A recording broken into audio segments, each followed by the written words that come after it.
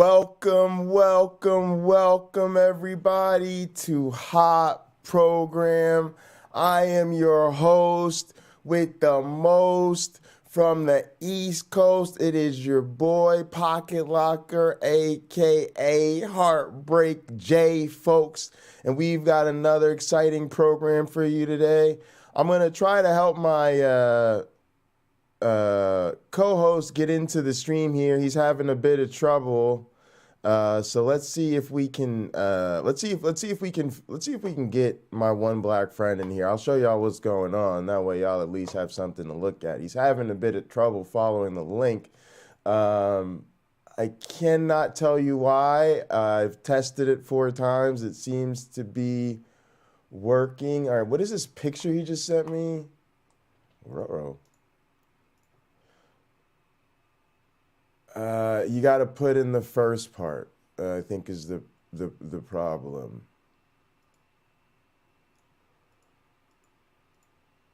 Also, case sensitive. All right, let's send my one black friend a quick message.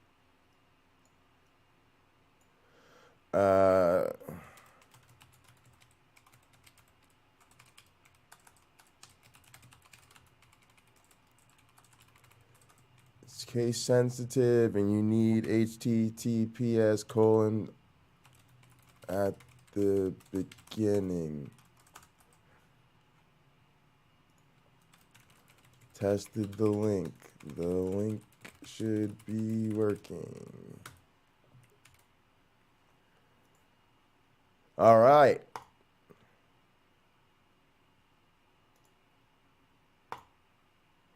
And now, a man who puts the racy in democracy, a man who needs no introduction. How you doing today, my friend? I can't hear you. Let's check your audio. Oh, you know what? That might actually be me though. I don't think I can't hear you. Nope. Mute mic remove. Let's see. He's added. Mute. Yeah, check your mic for some reason. He's on a different audio source this week. We'll give him a minute. Don't worry, bro. Take your time.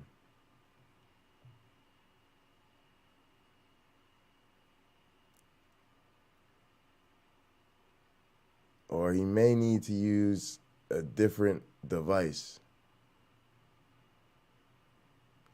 All right, now he's got himself muted. I think he's gonna get it together. Right now, I know you have it muted, like you have it set to, like you have to unmute yourself. Or do I have to unmute him? Oh wait, hang on a sec.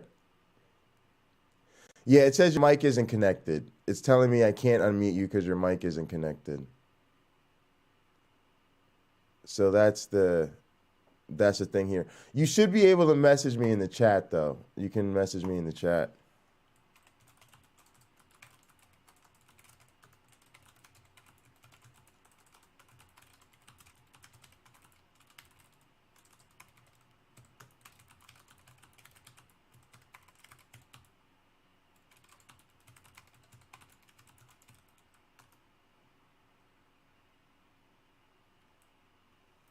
All right, it's all right, y'all. StreamYard's kind of a new program here, so we throw in some new software at my guy.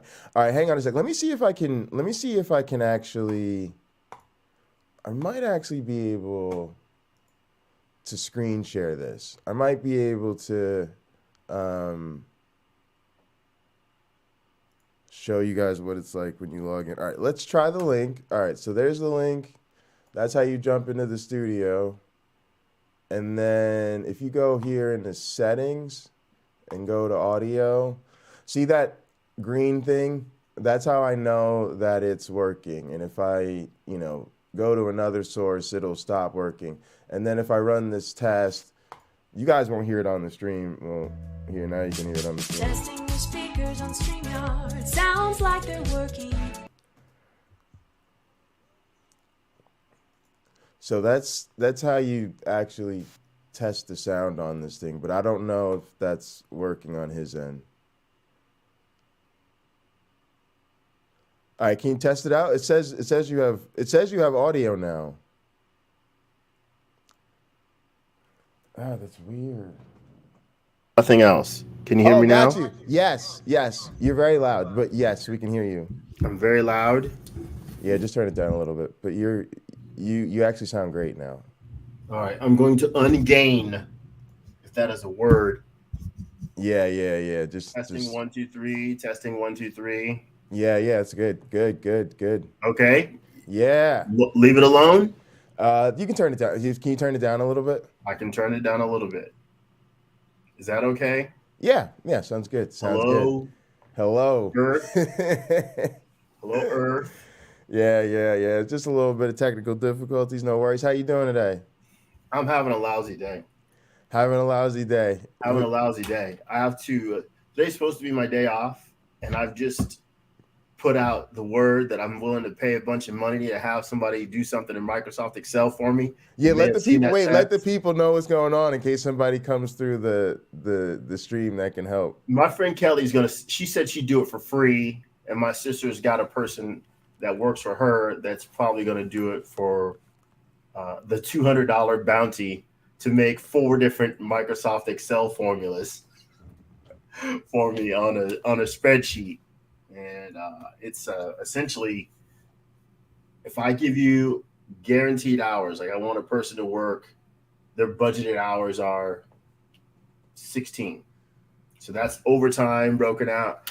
Your formula has to say at the given overtime periods, of which there are 2 to 3 different overtime periods, it calculates how much they earned during that period and then subtracts it from a predetermined amount that I set as the budgeted amount. And it tells me how much additional money that person either cost me or saved me. This calculation will be used thousands of times this month alone. Yeah, yeah, yeah. But yeah, hopefully they get that taken care of. So it just sounds like something you need taken off your hands. So we kind of missed so this week, folks, we are talking about something I actually think is a very important topic and is part of the reason I got kind of involved in this space anyway. And that was really thinking about all the ways in which this sort of contemporary political movement, particularly the right-wing sort of evangelical movement, but something I think is important to talk about is not just them, because it's certainly not just them, but just the idea of the ways in which, especially in America, religion sort of gets itself embedded in everything. And as a result of, me doing this last week, I went with, what did I go with? The Hidden Cost of Faith. So if you haven't seen that, I was holding it down last week. You can go back and check that out and let us know what you think in the comment section. But we didn't get your thoughts about sort of the Roe v. Wade decision, as that was obviously the biggest, hugest thing going on in the world last week. Yeah. And fortunately, I did a late night Counter-Apologetics on it, and I was super nervous at first. But then I've seen it talked about like everywhere, so I was like, I don't feel bad anymore. Like everybody's just talking about it this week, so that's cool. Sure. And then a lot of people, even since just last week, have started to talk about, well, what are some of the other things that they might go after? Slavery. What are right, that's new next. goal. That's the new We goal. got that on the chopping block and next. they like, look, and they like, well, look, Roe took 50 years, right? But hey, if we can stop them from killing all the unborn babies, it was worth it. So it might take them another like 80 years to get us back to slavery. But if they think it might really happen in the end, they'll be like, hey, maybe it's worth it. Let's just push through. Maybe we'll get there early. You never know. But no, seriously, people have really started to say, what are some of the other rights and groups and policies that we depend on that may be on the chopping block. And so I thought this would be a good week to sort of touch on American theocracy. The other thing I've realized recently, participating in sort of the atheist YouTube community is that there really is a ton of diversity and international representation. And so sometimes I tend to speak as though people just know this stuff. Like when we talk about, and certainly I think even internationally, mostly if you pay attention to the news, a lot of these stories will get to you. But I think it's important to speak about the culture, what it's really like, especially considering those that maybe don't know or maybe don't live in it, and maybe in their country religion is actually just straight up confined to religion or something. I don't know, that'd be weird. But yeah, so I thought we'd jump into that. So if you want to, do you want to start with maybe just giving us the sort of live, like, where were you when you heard the news, and what was your sort of initial thinking?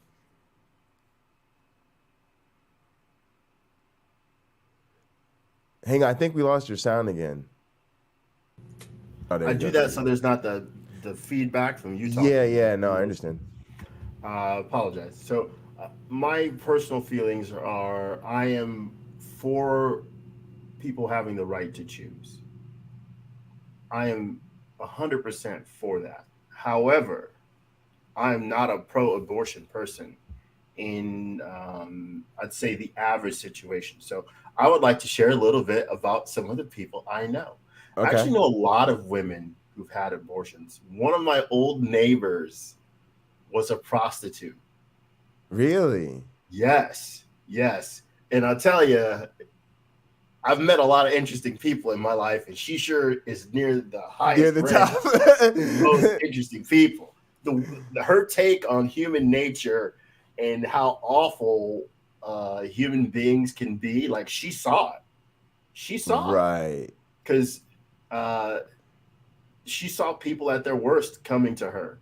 Yeah, and for her source. unfiltered. Like she's in one of those Unfiltered. professions where, like a doctor, right? Like if you're my doctor and I come in and I'm hemorrhaging or I got something real weird growing on me, you're gonna see a side of me that is just raw, unfiltered, like no pretense at all, right? And I think probably in that space, she gets the same, and almost then like a psychiatrist, right? I'm sure people tell She her did that like their too. deepest, darkest kind of secrets and stuff.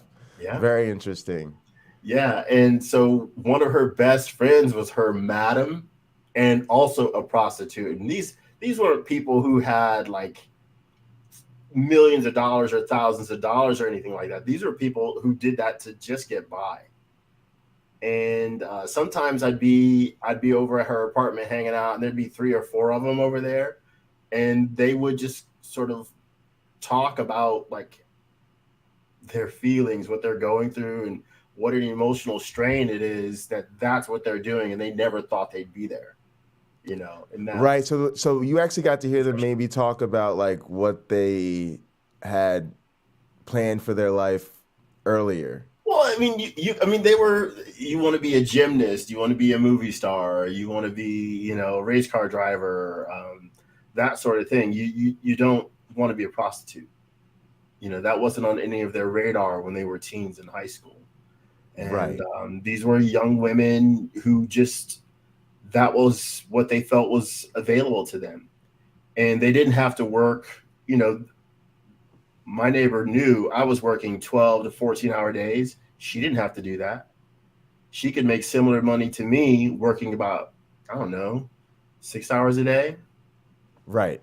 So That's what she did. She had Craigslist and in her madam, and she made a pretty decent living doing that. But she didn't have a Mercedes. She had an old Toyota. Sure. Sure. Right. She just wasn't going to live an extravagant lifestyle. She still tried to have relationships, boyfriends and stuff like that. And a lot of them, when they found out what she did, they're done. Like, I'm not going to be second fiddle. And people, of course, have their various opinions about that sort of thing. But I want to circle back to the abortion issue. Sure. Her, while I was living there, she got pregnant. And I told her, I'll take your baby. If you want to have the baby, I'll take it. Did you really? Yes. I've said this to multiple women because, again, I am not pro-abortion. I'm pro-abortion rights. It's not my place unless it's my baby, to advise the woman about what to do with that child. Okay. But I've had friends from other countries while they were still living in those countries. Like I travel a lot. I'm traveling now Right. for work. So I've lived in various other countries, and I've said to friends that have gotten pregnant there, look, if you are willing to carry the baby or babies, it was twins in one case, to term, I'll adopt them. And I'll further add, look, you can choose your level of involvement in the life of the child. You Sure. can move right next door. And as far as I'm concerned, you can tell that kid that you're the mother and you wanted me to raise the child. Right. Or no involvement at all. It was just sort of Or no involvement at carte all. blanche, like whatever. Yeah, you don't have to be auntie whoever. You don't have to send a Christmas card, a birthday card. If you want to be sort of look through the window of the family, I'll send you texts, send you pictures, cards, milestones, have that little macaroni art on a pie plate with red yarn and macaroni glued to it that says thank you, and they don't know who they made that for, but they made it for you. You know, all that you can have any of that you want. I'll just take the kid because I don't think abortion in their cases, I didn't think it was the right thing to do. Wow, But very rather interesting. than just bark at them, people I love, like even my neighbor who's a prostitute, she had my respect, and we were friends. Right, right. So of course I care about her well-being as my friend. She said, I use it as my birth control and I'm dealing with it. She said, "Oh, so for her, it wasn't the first time or something. She No, she was, had I don't remember the number, but 9 is what comes to mind. I don't wow. remember the number, but that's I didn't know that. That's. I don't think I've necessarily heard. Now I've heard something. I've heard people speak of these like lifestyle abortions. It kind of came up on Nathan's channel. And he kind of suggested it in a similar way. He said it's not something people say a lot or you hear a lot, but he had heard it. I had maybe heard it before, but hadn't really couldn't say I could know anybody or point to any particular cases. So for me, it was like, some mythical person that this maybe happened to, but I didn't even know. Because sometimes, stuff is propaganda, right? yep, Sometimes it's just they make up, like the welfare queen. Like they just talk and like no nobody really knows a lot of welfare queens, but they were talking about them all the time, right? So I didn't yeah. know if it was a similar type thing. So for me, it's interesting because I'm actually pro-abortion, and this is something that's changed. I've been thinking about how a lot of my lifestyle and a lot of my beliefs, in some sense, haven't changed pre and post faith. Um, and when I was a believer, I had the same stance. Like I was pro-choice, pro-abortion rights, but kind of thought abortion was bad, right? I was like not. I was always like on the. I want to live in a world where this doesn't have to happen, but until that day, we need to make it as safe and whatever as possible. And a big part of that perspective too was I was a marijuana law reformer. So the whole concept of like harm reduction, and even if something's bad, criminalizing just makes it worse and unsafe and dangerous and everything, right? So I just kind of had that view of the world even as a Christian. But now, even though I was evolution accepting then, and when I started studying evolution, I was a believer. But I just feel like it's something we don't like to talk about as humans, but I feel like we're animals, right? And I feel like it's something you see throughout the animal kingdom. It's not a lot of times it's actually even affected after the baby is born. And Yeah. actually, there's a lot of evidence that that's a pretty common thing, even still, in like in like maybe even contemporary modern humans did this a lot, and maybe even still do this places, right? That don't get a lot of media attention, but there's still places in the world where if a mother has a baby, decides she can't take care of it, it's like gotta go. So, and then also like there's the whole, literally like infanticide where like the new male comes in and kills off the brood type of thing. But I still know that that's a rough subject for people. So for me, it's just been one of those things where I accept it. I think it should be legal. I also think people should, in a sense, be able to do it. I'm one of those people who was like, because I actually was dating someone recently, and it ended up being a point of conflict. And I had never expected that because they were very pro-choice, right? And I was pro-choice, so you kind of think it's cool. And I had this conversation with them where it was like, because I think we were dealing with the, birth control, contraception, what are we going to do? And at the time, I think, the deal was like she was going to take birth control and, until then we'd use condoms or whatever.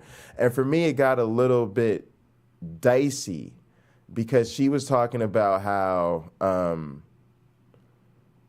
if like she was on birth control, but God forbid had one of those rare pregnancy type situations, like she wouldn't want to abort it. Almost to the point where she was suggesting like, well, maybe we should use condoms too and birth control. That way to make sure, nothing really, really happens. And I'm like, yeah, you could do that. Although I don't see it as meaningfully like you're already doing something that eliminates like 99% of cases. So the fact, the trade-off for this double barrier that, it just seemed weird to me. But anyway, I was very much like, oh, no. If there was an accidental pregnancy, like we should abort it, right? And mind you, this is somebody I was in a relationship with, in love with at the time. And even though I'm not a person who like wants to have children or whatever, I was planning to start a family with them. So it wasn't even a situation where it was like, I don't want to have a child with this person. I don't want to have a family with them. It just, for me, was like, that would undermine our family planning. Right. It like, in other words, it would be a service to our future children to have them sort of on schedule or when we plan to do that. Right. Yeah. And no, but think about it. I'm a recent PhD. I just finished a dual PhD. And now you talking about we have an accidental thing. I'm in this path. I still got to do my postdoc. I got to find a faculty job. I'm going to be trying to get tenure. And now you throw baby in the mix.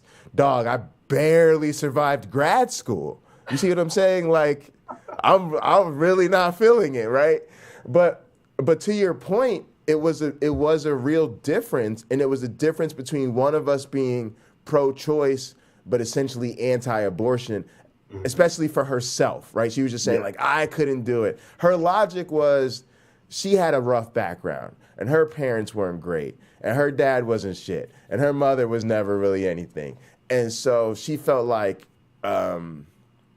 She was, in her words, these are her words, not mine. She said she would have been the ideal candidate for an abortion. If somebody would have, really, sat down with her mother based on where she was at and her dad being, kind of crazy and off out of the picture, right? Like she never even met her father. So she's like, so to her it was personal in that sense, right? Because she felt like she was one of the babies that would have been discarded. And I was like, I feel you, but that type of emotional thing is not, I don't think should be ruling the day in this case. But anyway, it was a real point of conflict. You brought up something else that was really interesting about it, which is part of the criticism of the sort of American right-wing evangelicals that has been coming up more recently, which is that they talk a good game about you should have the baby and have it adopted. No, they don't talk a good game. No, I think that's BS. And I think the adoption thing. Yeah, I think that's what they feel they should say. Look at when you Jordan Klepper has done this. Right, somebody saw do it a little bit. Yeah. When you ask, would you be willing to adopt a baby, or did you adopt a baby? Not did you? Well, no. Look, it's really easy for people to lie and climb up on the moral high horse and say, see, I told you so. You should do what I say. Right. But they don't have the guts to do it themselves. They don't. Now, let's take me, for instance. I told people that I knew I would adopt their child. I'm 49 years old, almost 50. I didn't go Right. out and adopt somebody else's child that I didn't know.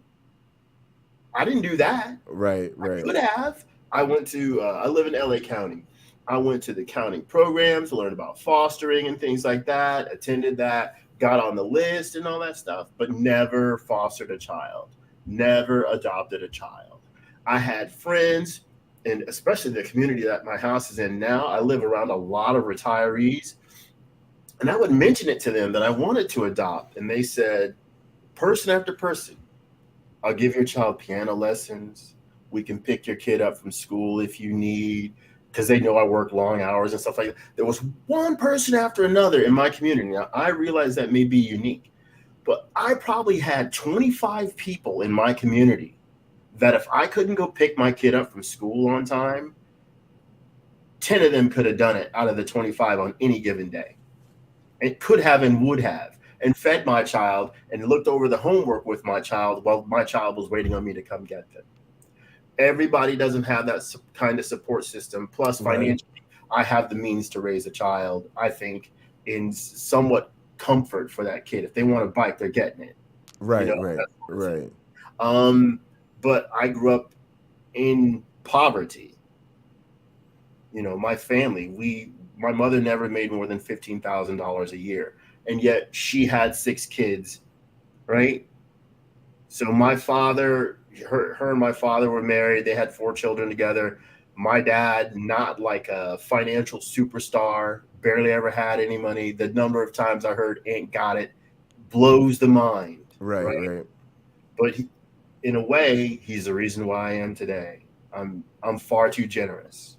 Because I grew up people who they could give you their time. They didn't really have money.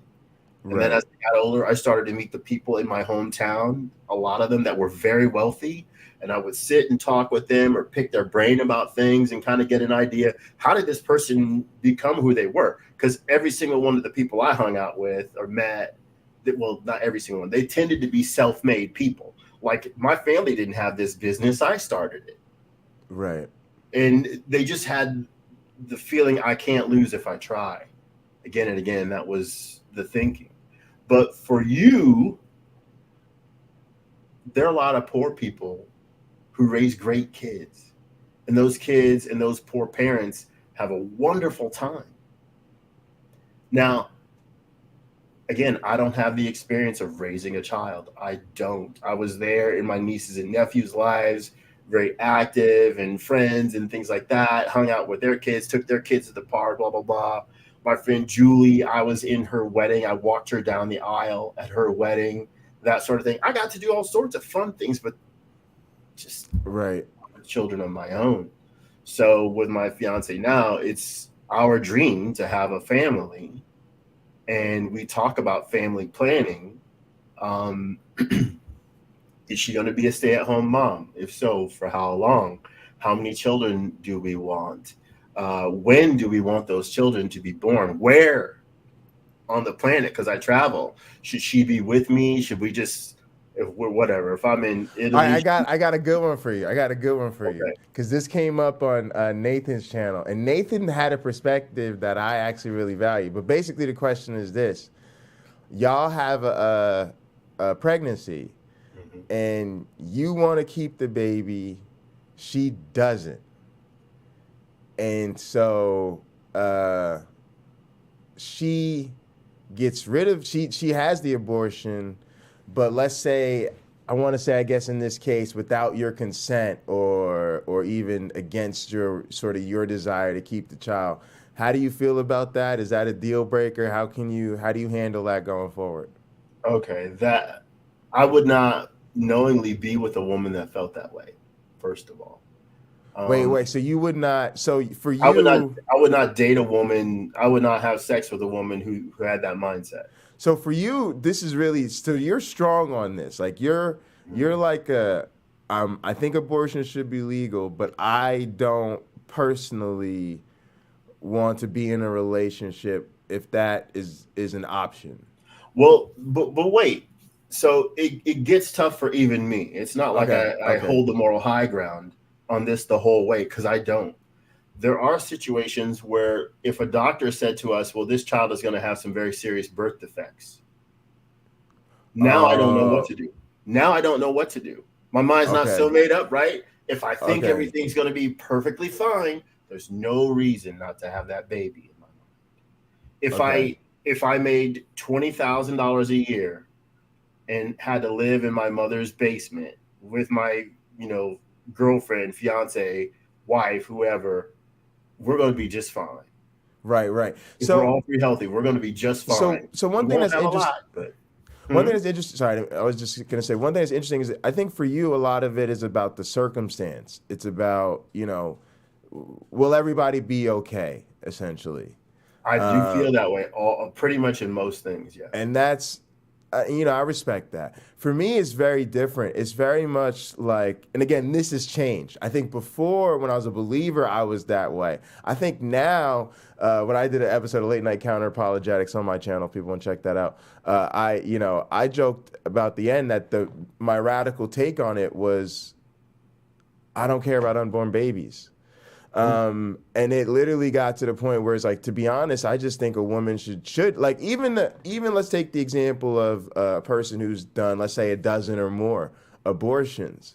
Like, as much as I think it's weird, and by weird, I just mean unfamiliar. It's literally not something I get, right? Like, I would have other questions, like why not birth control? Why not Plan B before it gets there?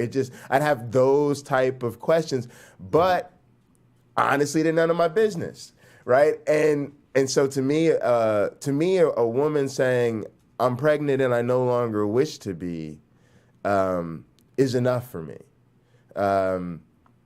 Another thing was interesting about what you said was, and I didn't talk about this on Nathan's channel. By Nathan, we mean Digital Gnosis. Digital Gnosis. Yeah, check them out. With a G. Channel. Gnosis as a G. Yes. GNOSIS. Mm-hmm. So, all right. So, I had. When I was coming up, when I was a believer, I was was very involved in politics and sort of working through the, politicos in Newark and doing my sort of legal internships and stuff and going to a lot of political events.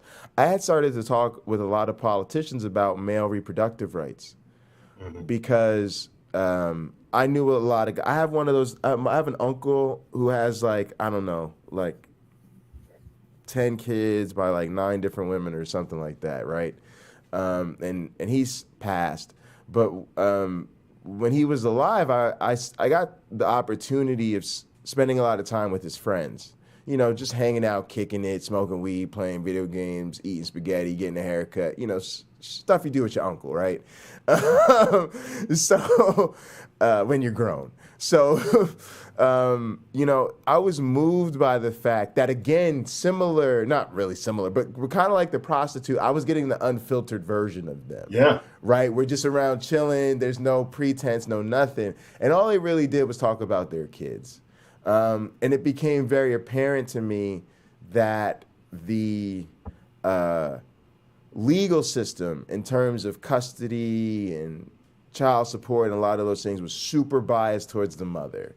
Even in their cases where sometimes the mother be strung out on drugs or, financially negligent or just otherwise a mess, there was such a higher burden, and I think too, class and race fits in. I'm talking to, working class or lower income guys, Black men of color, maybe be different if mom was strung out and you were a lawyer living in a gated community that might be, the courts might be a little bit, more favorable to the father. But in the absence of some of those jumping out the page differences, right.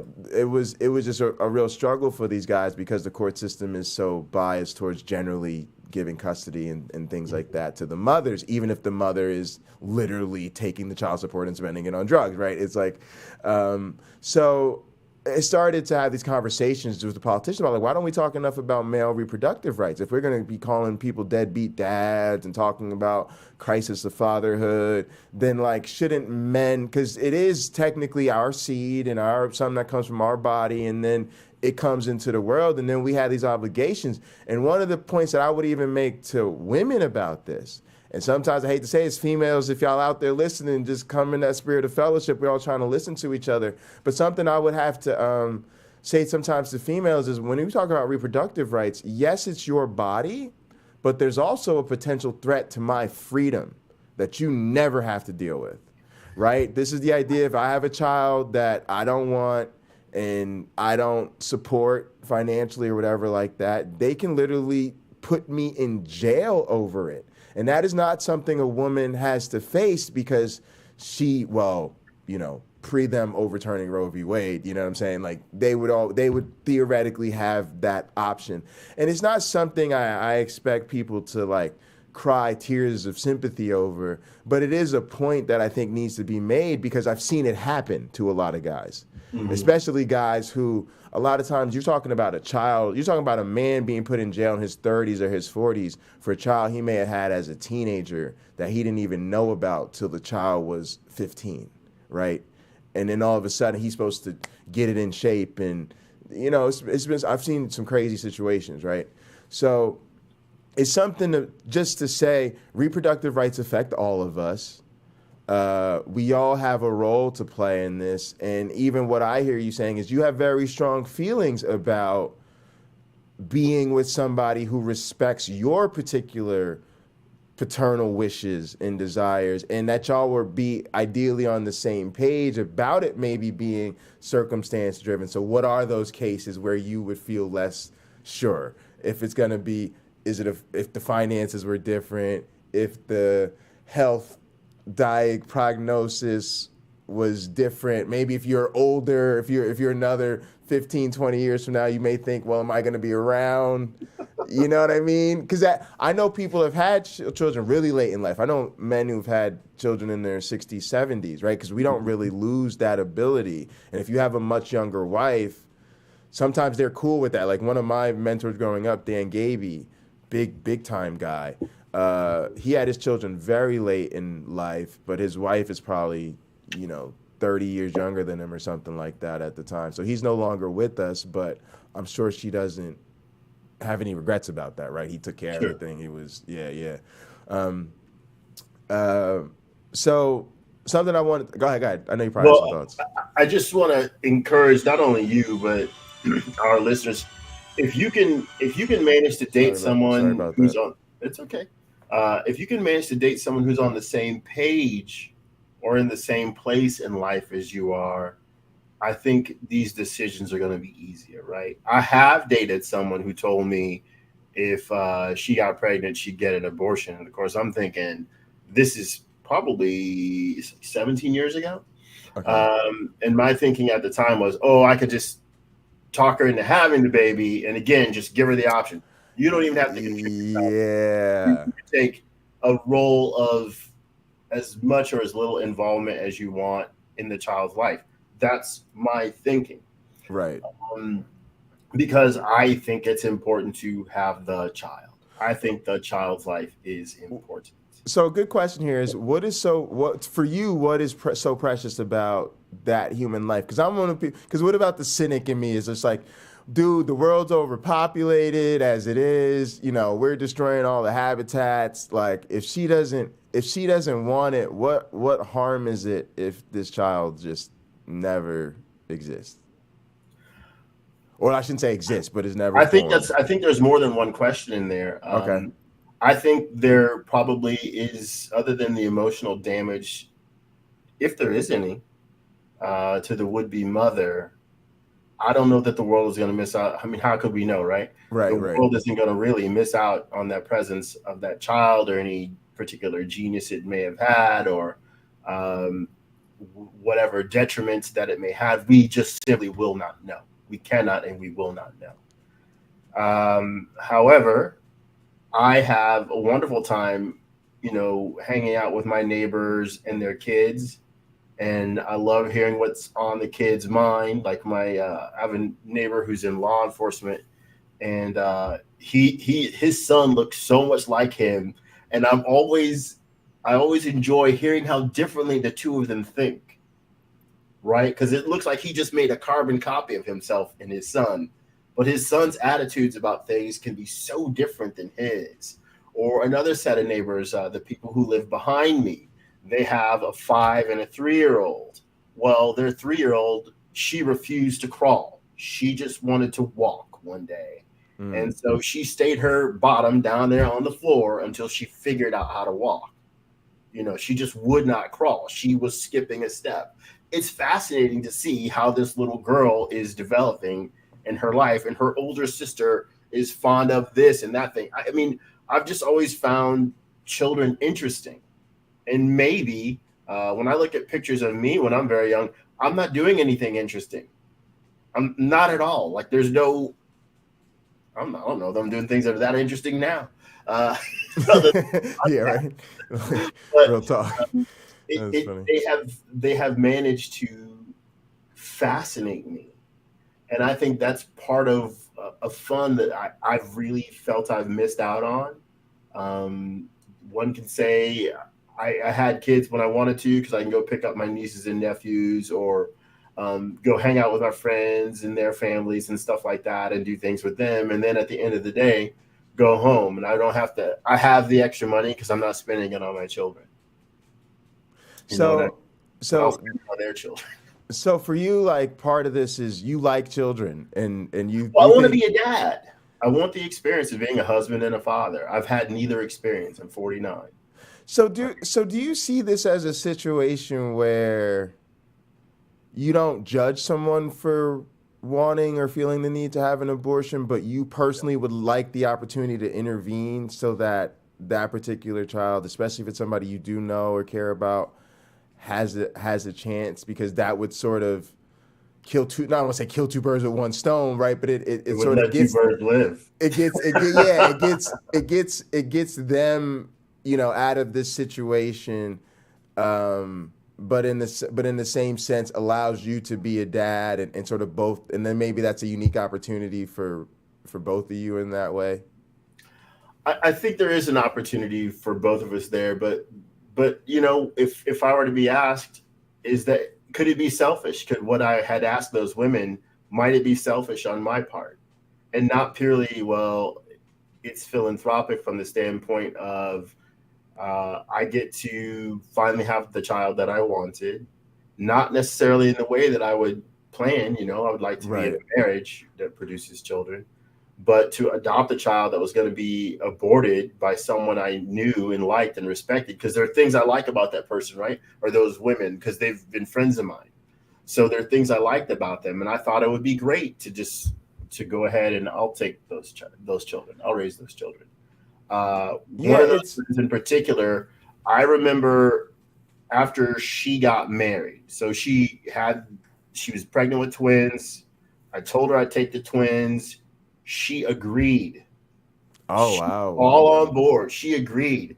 And there's a whole lot of wheels that I had to get turning to make sure everything is okay. Because I'm adopting these kids from another country, right? Once they're born. Wow. And so can I bring them here first simply so they don't have to go back? I don't have to do a bunch of back and forth, which is financially draining because I'm flying to Europe, blah, blah, blah, blah, blah. Okay. So once all of this is worked out, she then wrote to me saying, I'm going to Germany. Now, when she says she's going to Germany, she's going to have a late-term abortion in Germany. I already was carrying around the ultrasound in my wallet, and I was so proud. I only told a handful of people, but my little circle of friends were like, we got you. You need anything, we'll take care of you. Right. You and the kids, don't worry. And they really meant it. So I had a good apartment and a fantastic community at that time. I had friends who had time to pitch in. I don't know how to change a diaper unless it was a poopy diaper. I don't know my way around one of those. Right. But I had people that were standing there ready to teach me everything I needed to know. And it was twins. So I was ready as ready as I could be for that. And then I get the news she's going to go ahead and get a late term abortion. So in some sense, it almost sounds like some of these situations you've been really involved. I've never even been that like, you know what I'm saying? Like you're really going through the process. And so there's some a little, but that's some real emotional investment, I feel like, on your end. It hurt to get to that point. Let's say, yeah, that's trying to get at. Yeah. It hurt big time because she didn't think she had already said yes. And plans are already being made to welcome those children into this world. And she just couldn't bear it. Because again, for her, and this again, I had 2 friends from Europe that were this way. I had some friends in the US as well too, that got abortions, like my neighbor, former neighbor. So for the 2 European women, their cultures, it's a very odd thing for someone to offer what I was offering. Absolutely. And so that was hard for them to accept, but I'm not blind to the emotional toll that those decisions, to some degree, I understand, took on them. The one who is having twins, she now has 2 children of her own. When she told me after she got married that she was pregnant, I was really excited for her because I understood she the way I see it, she underwent a loss when she had an abortion. You know, so from my standpoint, I was really happy. Anytime she sends me a picture or a video of her kids and I see her and her husband with those kids together, it's exciting for me because I'm so happy for her. Because I feel, and I'm going to use this term, and V, if you ever watch this, forgive me for saying this, I feel like she threw away lives. I feel that way. Yeah, you know what? I think that's part of what's really interesting about this issue, and it feels weird for me to say these things because I used to be a Christian. I was an anthropologist, so you know I had a certain like humans are my thing. I study humans, like that's my thing. And now I'm an educator, and I feel like, what would it look like if my students like heard me say this? And I'm a biologist. I'm supposed to love life, and I'm really getting to this place where I'm like, I just like the fact that these lives are human like means very little to me. And having this conversation is actually really great for me because it's really helpful to realize where my needs and values differ from other people and where I sit on like the spectrum. And I'm becoming a bit like, you know, dead inside, I guess, as Doug would say, right? Because it's like, well, because part of this whole thing to me is like, and I think part of it's growing up Catholic schools, really conservative religion. So I did the whole dead fetus video stuff and really trying to make that emotional appeal to you. And now I'm just like, yeah, I don't care. You know what? I know it's a human life. Suck it out of there like a vacuum. You know, throw it in the trash. And it's not really, I don't mean to be that cold about it. But for me, it's more like this is the realities of the situation, and I feel like as a again, and I do now say I'm pro-abortion, right? I do now say that to help people be clear about it. I'm like, no, I think it should be legal, and I think people who want one should have one, right? Part of that is if you're going to take the stance that I take on it, then you should acknowledge that this is, like, I'm not one of those people that's trying to make some argument, well, it's not really human yet or whatever. There is an argument to be made that personhood comes with being an individual, and there's a good argument there, but setting that aside, because it's totally philosophical, you know, based on your definitions of life or personhood or whatever. But for me, it's like, yeah, it's an individual person. It's got its own DNA. It's a unique individual. It's absolutely 100% human. You know, it does at some point develop a heartbeat, and all of those facts that make it really, you know, uncomfortable and kind of pull at your heartstrings. I'm like, yes, let's just accept that. And my stance is that's just what it is. And so I'm happy to sort of draw out these distinctions. But one thing that kind of made me think about too was like my dog. Like my dog comes from a high kill shelter. You talked about being selfish, right? My dog comes from like a high kill shelter, and so I did feel great about intervening in that process. This idea that, you know, he had a kind of a rough life, and now he's in this place where if he doesn't get adopted, and probably pretty soon, he's going to be like many other dogs that have come through this place and just put out to pasture. And so, you know, being able to adopt him felt kind of great, right? The thing that would be harder for me in the situation talking about a female is that that baby hasn't been birthed yet, and you're asking the woman to finish the pregnancy, right? Which is like, you know, if it happened in a vacuum, like if she just snapped her fingers and signed some paperwork and then the foster parents got the baby, right, and she didn't have to finish carrying it to term, but they could just say, oh, yeah, cool, we'll take the baby. And then, you know, then maybe the foster mom gets pregnant, right, and she carries the baby the rest of the term. It's a transfer. Yeah, it's like a transfer. But I think that's part of what you're saying when you talk about being selfish, right? Part of what you're saying is I realize I'm asking someone who doesn't want this baby to carry through with the pregnancy. Do this for me. Huh? Do this for me. Hold that fetus for me. Right. And then when it's fully cooked, I'll take it. Right. When it's ready, when the cord's ready to be cut, I'll take it.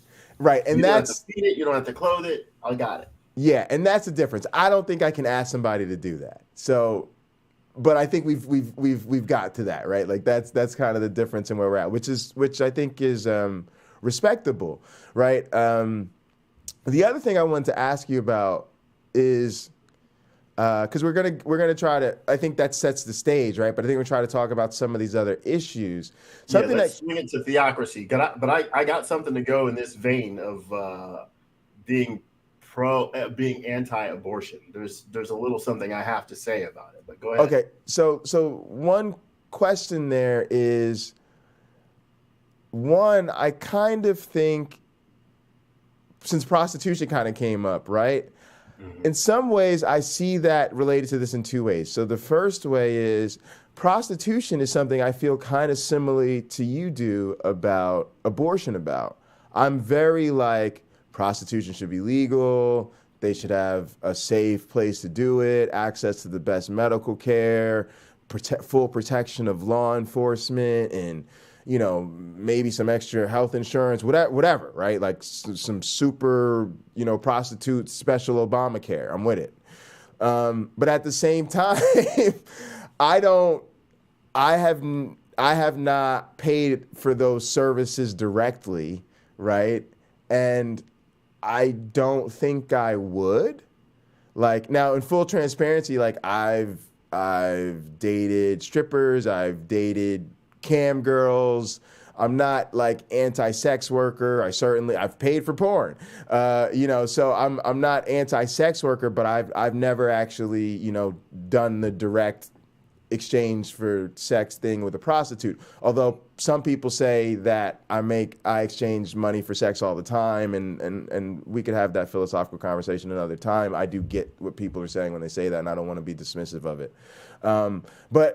But my point is, it's kind of a similar thing, right? I think it should be legal, but I don't want to do it myself. Certainly wouldn't want my partner doing it. You know what I'm saying? And so I think you're saying something similar about abortion. Like, I think it should be legal. I don't want to engage in it personally, and I kind of would discourage people, you know, type of situation. But the other thing is, could that be another thing getting into theocracy? Could that be another thing on the chopping block? Look, I don't think prostitution should be illegal. You said you don't think it should be illegal. Yeah, I don't think it should be illegal. In most places, it is illegal, right? It is, yeah. But there's a few places where it is legal. And so I guess the question would be, do you think they're going? Do you think that could be one of the things they go after if they can, or is it not worth it because it's not legal most places? But also, we want to hear your perspective about why you think it should not be illegal. Sure, I think the last thing that most Christians would ever want is a theocracy, and that mainly stems from their lack of reading the actual Bible. And I know we're going to get into some of those things today. I think there has been a concerted effort for a long time, and that's why prostitution is not widely legal in the United States, because the efforts to keep it down, keep it away, that sort of thing. And someone pointed out to me, well, you can't have that sort of thing in every neighborhood any more than you can have drug dealers on every corner. Well, if you legalize the drugs, Walgreens and CVS become the drug dealers, and those who can compete with them become the drug dealers, and there's no more gunplay over the sale of drugs. That's all done in the United States.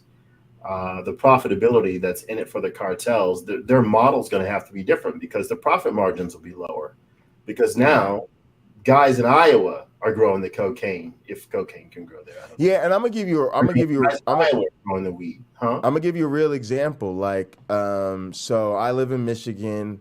I always tell people I'm double legal. I have a medical marijuana card, and recreational weed is legal here. But to your point, even when medical was legal, it was still very expensive. And a lot of times you could still find a better price on the street if you knew people. And now it's like, having gone to full legal with recreational and everything, it's dropped the prices just even in the last year or so like crazy, to the point where I've had to like get away from a certain dealer because it's like, whoa, y'all were just way overcharging me. It's now way cheaper at the dispensary now that everybody can go there, right? Now that there's this whole critical mass with the recreational folks joined in. But then to get to what you're really saying, if you were gonna be an illegal dealer and stay in the game, now you've got to undercut that. So now I recently find a friend to get it even on the real cheap, because the people who are trying to compete with the new dispensaries have to undercut, and to be honest, cartels and stuff like that, it's just not going to be something they could do. This is going to be now something, if you grow it or you get a great price on it, but it's like you said, it changed the whole game. Like, you ain't going to be Pablo Escobar off of it anymore. And even more to your point, I really think when the national law gets right, I've heard that Philip Morris has been ready for decades. Well, no doubt. I mean, they can grow that stuff in other countries and get their strains, if you will, ready. I've heard rumblings that in certain, I shouldn't say where, but it's not in Iowa, I'll say that, in certain parts of the country, farmers would have these tremendously large fields growing things like wheat or corn or soybeans, but in the middle of it, they were cultivating marijuana with different properties in hopes that it would be legalized. And when it got legalized, they already had the genetic strains for medicinal purposes, for smoking, to get more THC. Like, they have been figuring out, essentially engineering through natural means, the best of the best of the best that had whatever particular properties they felt would be profitable in the future.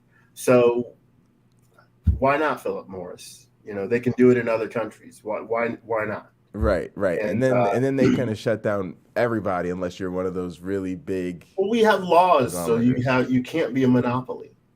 Yeah, but I just mean it's going to be hard for mom and pop. Just like now, it'd be hard to get into the cigarette business unless you were one of those. They're going to have competition, but it won't be from me. The thing is, then instead of trying to sell cheap cigarettes, sell premium price cigarettes. Right. And just do what Donald Trump does. Look, this is why I am better. This is why my cigarettes are better than everybody else. Nobody's got a cigarette like one we make. And people will be like, yep, that's right. Nobody's got a cigarette like this one. Ha ha ha. And you can't even grow enough tobacco to keep up with demand. Why? Because you told everybody yours was better. And since they paid more, they actually think it is. Yep. Whether it is or not isn't really a factor. It doesn't mean it's true. You can put it right in your advertising. This is the finest cigarette there is. You can say that, even if it's not true. You can Yeah, which is kind of interesting because one of the things I'm constantly reflecting on is that as a scientist, I think advertising and marketing has, in a sense, like really hurt people's ability to examine information critically I'm because sorry, America. I'm sorry, that was us. it's totally right because it's totally legal to just lie to people and make hyperbolic claims without any sort of evidence. And so I think some people really have a hard time telling the difference between a report that you'll hear on some marketing claim, Little Caesars is America's favorite Detroit style pizza. Now, anybody that's ever even been anything close to a Little Caesars pizza knows that there's no way that that's America's favorite anything, right? But they're just allowed to say that all day long. And so, Asterisk based on sales. yes, they do. They always do put the little Right. asterisk in the white text, just kind of barely. You can barely see it. They strategically place it on. Yeah, it's a whole mess. But yeah, I think, to be honest, marijuana may be a good one because I think that that's one of those issues that if they roll back Roe v. Wade. And we were looking towards things like the CARES Act. Like we've been looking towards federal decriminalization, federal legalization. If the Republicans push forward in these midterms, and if they get somebody like, God forbid, they get a Trump back in office, or they see this pulling back Roe v. Wade and then sending it back to the states as a model, a lot of this stuff could be in trouble. I think that's what you're seeing. Even so, you said, like me, prostitution shouldn't be illegal, right? You want to say a little bit more about that? Well, no, what I wanted to say more about was being an anti. Sure. Because I was going to say that you had that point earlier too. Yeah, go ahead. So one of the things I have avoided in my life, and I probably shouldn't avoid it anymore, is running for public office. I have some unique ideas. I have some ideas that will probably work pretty well. But one of them that I don't think I could ever get through has to do with this being anti-abortion. So since I'm anti-abortion, and I've been trying to structure this, I would be happy to pay higher taxes because those additional children, which are now being born, are going to cost this nation some money. We have to educate them. We might have to give them free lunches. We got to put more money into our roads. There's all sorts of expenses associated with those additional human lives. And just to be clear, you're not banning abortion. It still should be legal, but you're trying to provide additional services so that there's a reduced burden. I'm putting my money where my mouth is because I think it should be legal. I should be taxed at a higher tax bracket than someone who doesn't think it should be legal. I think I should have an additional fee to pay. Not necessarily a bracket, an additional fee, a surtax, if you will, because I think so. Because now I'm putting my money where my mouth is. So if a woman decides, well, look, an abortion's $400, let's say, I don't know what they cost. An abortion's $400. Raising this child is going to be about $280,000. So I'm going to have my child, and I'm going to give my child over to the state. The state has a fund, or the federal government has a fund that it collects from taxpayers like me, that go to pay stipends to the families that raise those children. It helps pay for the college of those children. We pay more. And you can't change your vote for 18 years. Every 18 years, you can change your mind. You can't change it before then. About what? Whether or not abortion should be legal.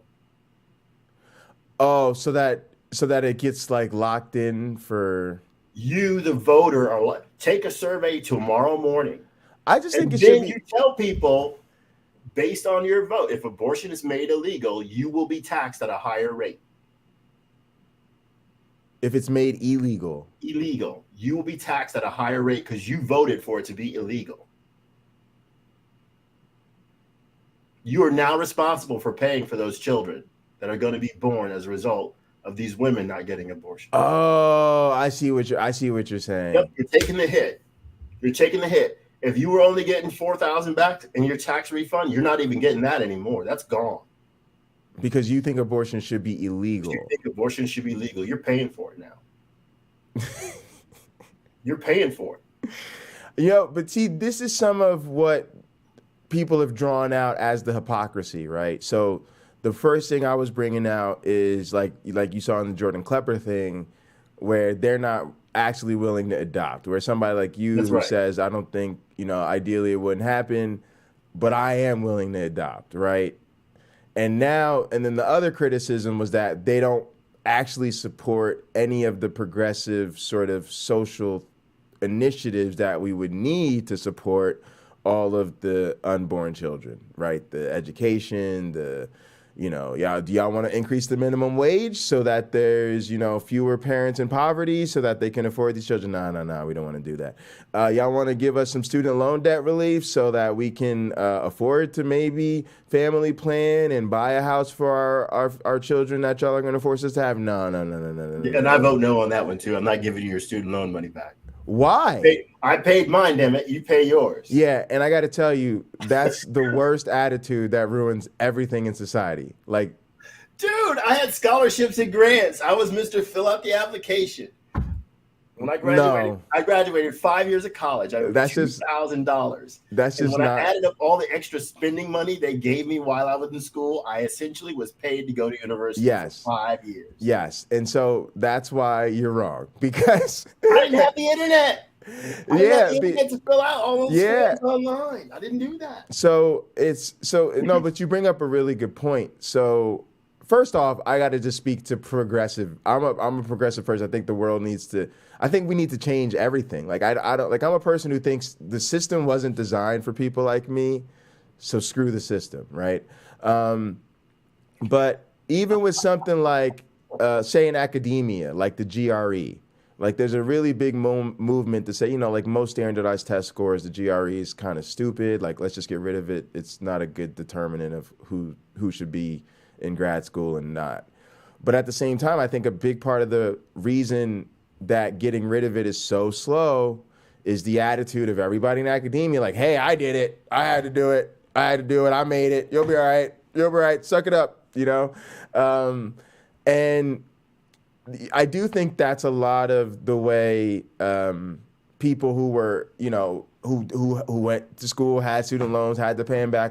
But it's just gotten increasingly crippling as time has gone on. My mom spent most of my life paying back her student loans, right? And I will spend, first off, I can't even pay my student loans back. I want to be very clear about my financial situation. Like, I'm supposed to start paying my student loans back in September, I think, and they want like $1,000 a month or something like that. Mm-hmm. There's no way. I literally can't afford it. So if anything, most of us would need major deferments till we even get to a high enough income level that we can like having to pay back my student loan will literally cripple me. You better set up that Patreon pretty damn quick. Yeah, y'all better. Yeah. We just added links in description. We got a PayPal down there and a Cash App down there. You can donate the hot program to. I'm saying this publicly. You can have 55% of that Patreon money. Yeah, you know what I'm saying. You could. You know what I'm saying? You need to. If you want to keep us on the air, you need to help out. You know what I'm saying? Oh no! Put your hand on the screen. Yeah, But no, seriously, and then the other thing is just the cost is done, right? Like even people may not realize this, but if you look this up, they are now saying even a lot of doctors and lawyers, especially the ones who don't go for the highest income stuff, will retire and still have student loan debt to pay.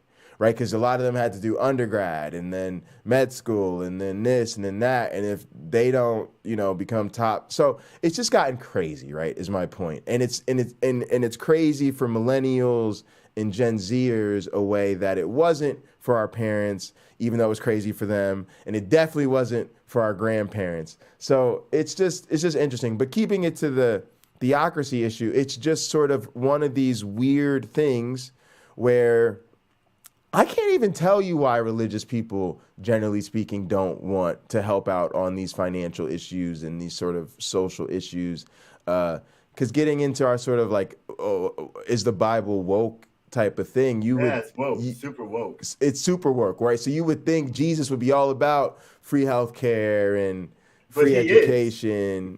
It's okay. Let's deal with that one.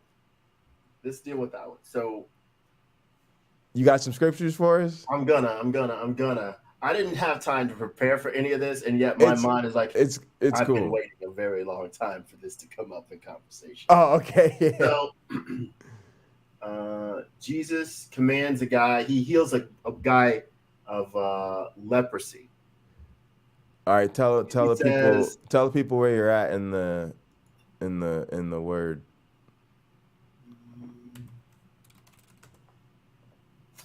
he heals a guy of leprosy and Wait, what do you commands him. know? Are you in a particular verse and chapter? I'm looking.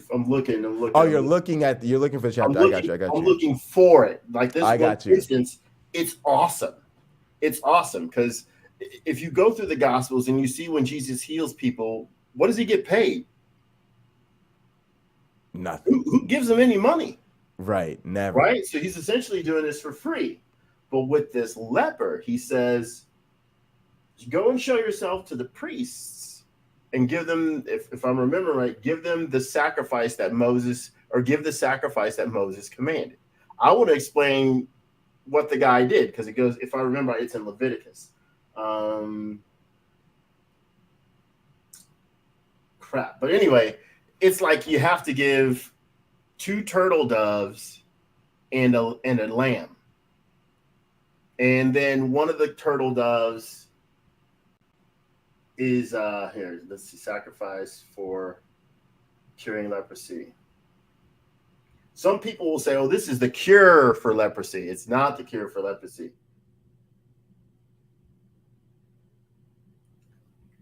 So I wanted to be more prepared for this than I am. All right, Leviticus 14, you can pull it up. Oh yeah, I've got it. All right. Let's. Nope, that's the wrong thing. There we go.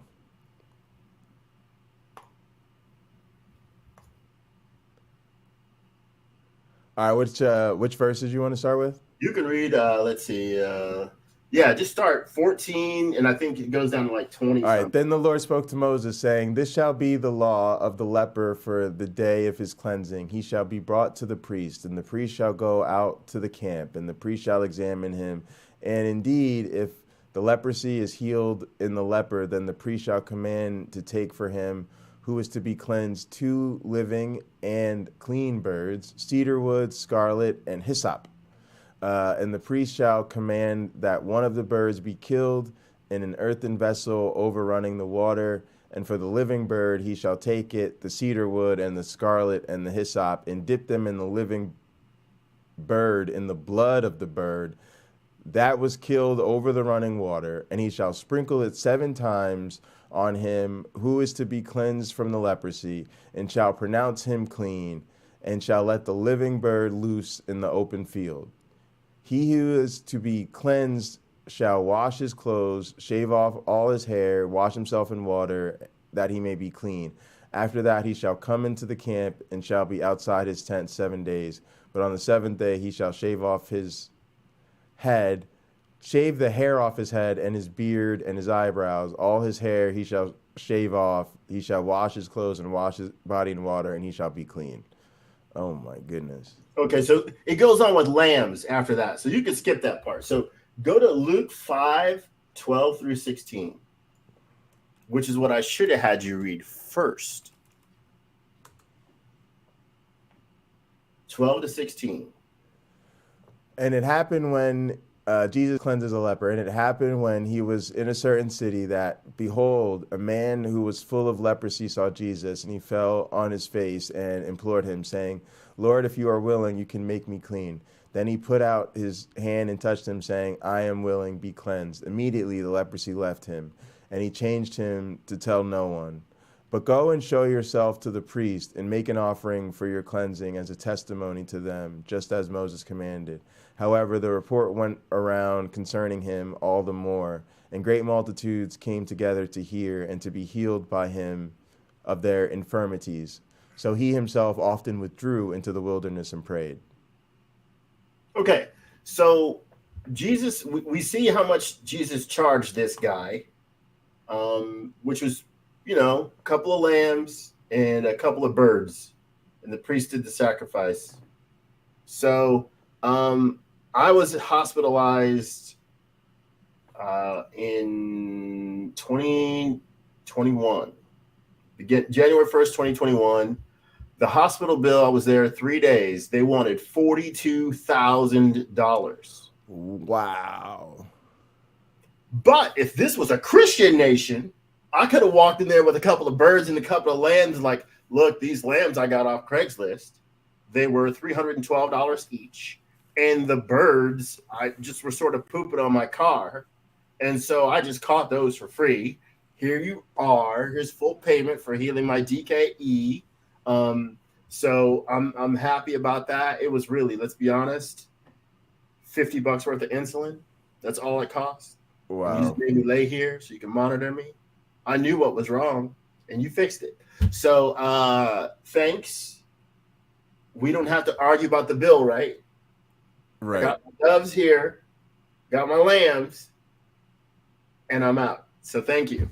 I could have brought that shit to the hospital with me.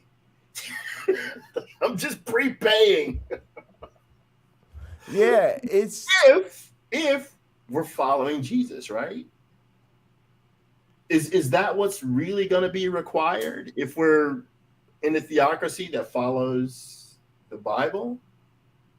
It gets worse. Jay Bundy, go to the book of Matthew. The rich young ruler asked Jesus. Wait, which chapter? Following. Huh? Which chapter? 19th chapter. Verse 17.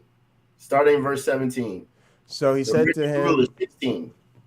Oh, 16. Now behold, one came and said to him, Good teacher, what good things shall I do that I may have eternal life? So he said to him, Why do you call me good? No one is good but one, that is God.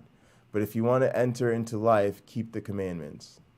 He said to him, Which ones? Jesus said, You shall not murder, you shall not commit adultery, you shall not steal, you shall not bear false witness. Honor your father and your mother, and you shall love your neighbor as yourself. The young man said to him, All these things I have kept from my youth. What do I still lack? Jesus said to him, If you want to be perfect, go sell what you have and give to the poor, and you will have treasure in heaven, and come follow me. But when the young man heard that saying, he went away sorrowful, for he had great possessions. Okay, so what Jesus is saying here is, look, if you want to be perfect, give away all your crap.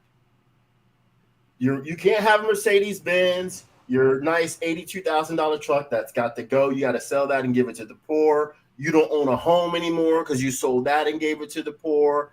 That sort of thing. You're not going to have any possessions. You're basically going to be like a Buddhist. You're going to have the clothes on your back and about 7 other things. Like a Buddhist monk. Right. Maybe even a fine orange hat. Like right, my own. Right, exactly. My fiance made this for me. She did a beautiful job. Custom made to my giant head. There you go. So, yeah, Jesus is saying, give your stuff away and give it to the poor. Now, there's a couple reasons for this. Jesus was pretty sure that the world was going to end, or that there'd be a new heaven and a new earth and a new Jerusalem back then, so 2,000 plus years ago. So that fine BMW or the leather skirt that you bought, or the fine jacket, the lovely home you live in, all of those things are unnecessary, because you're going to have treasure in heaven. You don't need those things.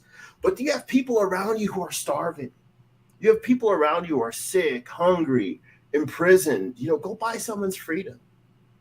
Go feed these families that are around you with the money from the sale of your things which you don't need, because God is going to take care of you.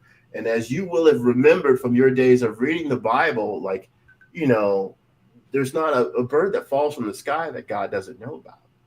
He's aware. So whatever your needs are, if you're going to be Christian, it's going to be okay, because God's going to take care of you. Even if it is a meager, simple living, that's okay. You're making other people's lives better via sacrificing your comfort and maybe even donating your time and certainly donating your time and talents to assist others. Fantastic, right? It's a good plan, right? Jesus has the best plan, doesn't he? I don't know. There's more. There's way more. Let's see. If I say to Google, they sold all they had. They sold all their possessions, everything counted. Acts, the book of Acts, chapter 2, verse 45. Oh, sorry. 44. Hang on a sec. Acts. Bible Hub is not my friend. Well, you said Acts 2, chapter 45? 44, chapter 44. You can start in 32, chapter 4, 32. That's better. Acts chapter 4, 32. Mm-hmm. All right. Sharing in all things. Now the multitude of those who believed were of one heart and one soul. Neither did anyone say that any of the things he possessed was his own, but they had all things in common. And with great power the apostles gave witness to the resurrection of the Lord Jesus, and great grace was upon them all. Nor was there anyone among them who lacked, for all who were possessors of lands or houses sold them, and brought the proceeds of the things that were sold, and laid them at the apostles' feet, and they distributed to each as anyone had need. Woo! Can you repeat verse 35 for me? 34 and 35. Can you repeat that?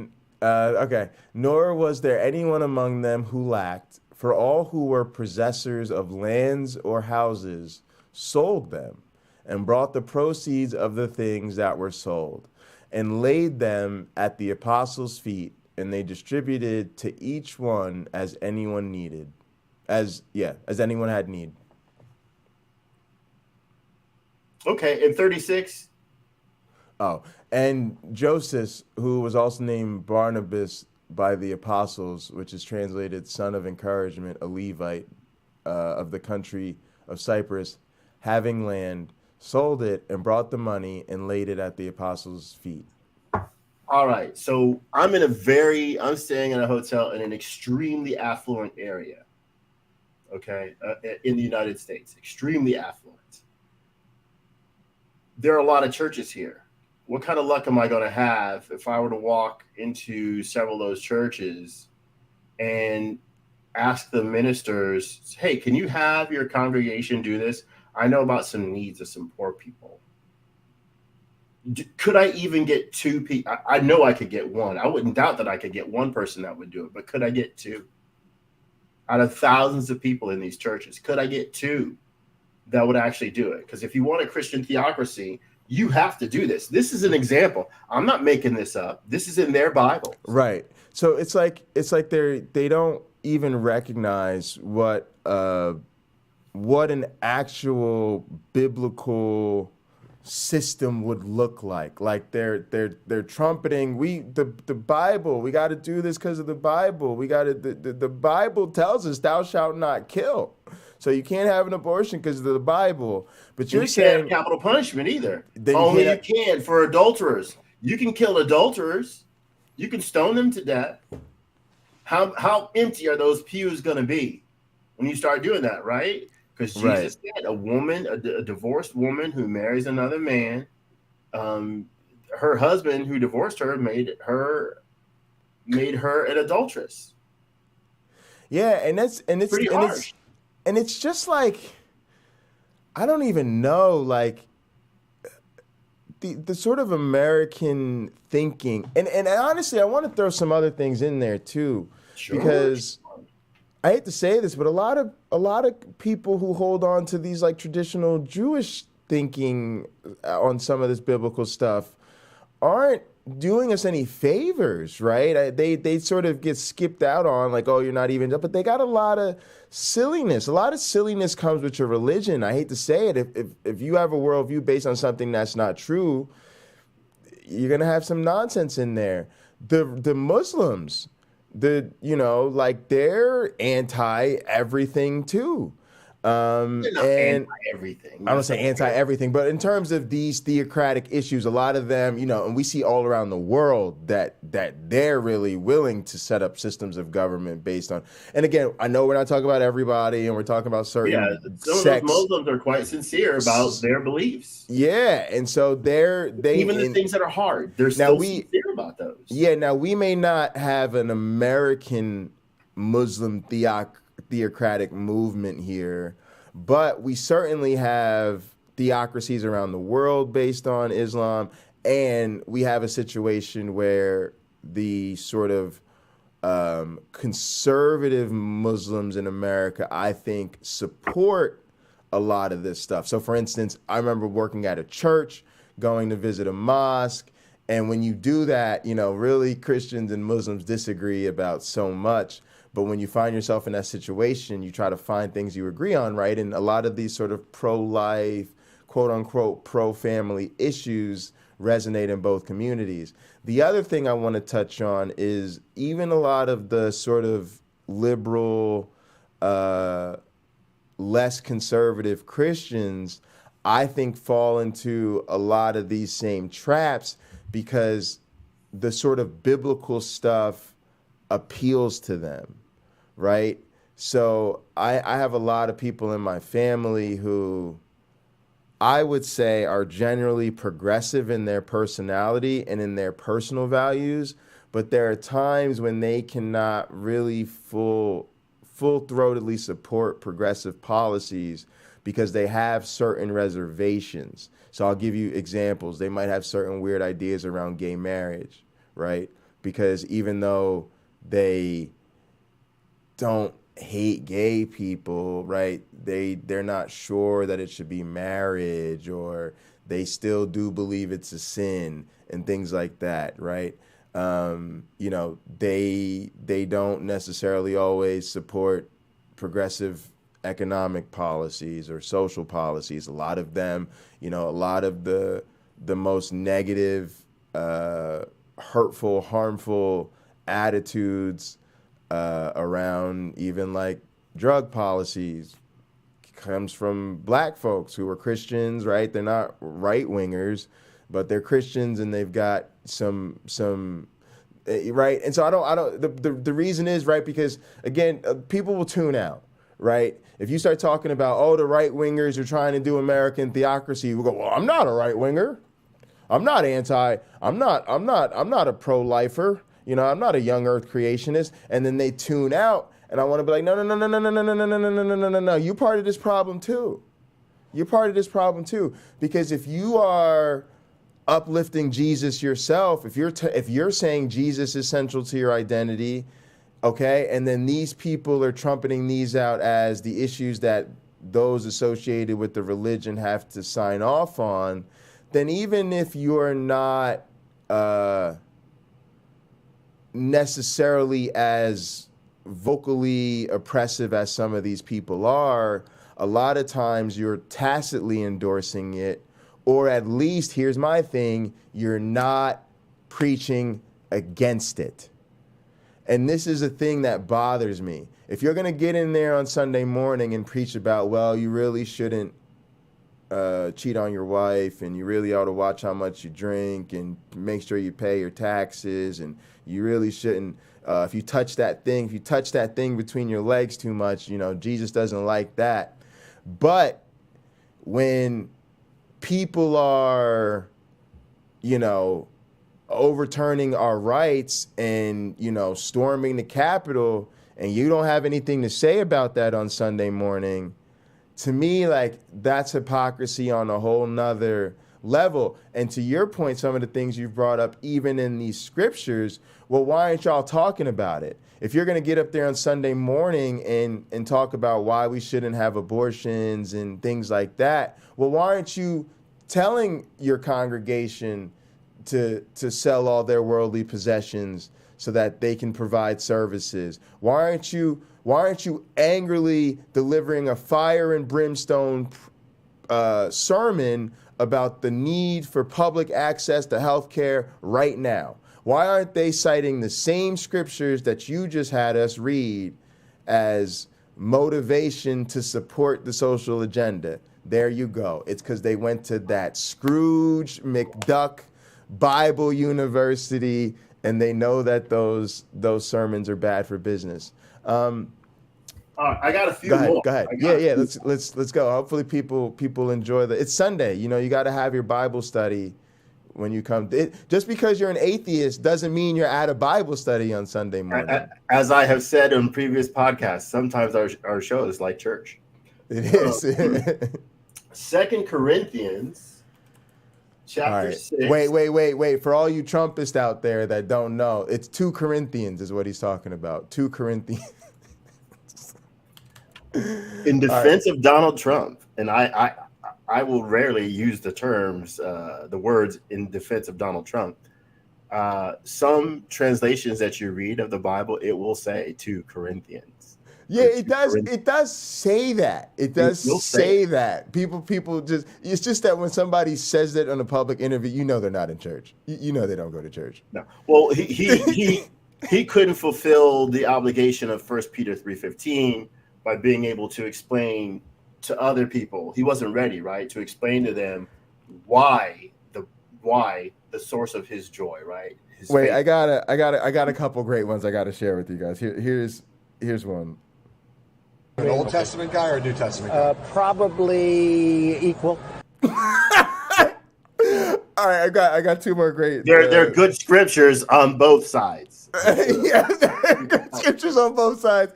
Wait, here's another one. I just think the Bible is just something very special. And then he's got this one. Well, you know, when I talk about the Bible, it's very personal.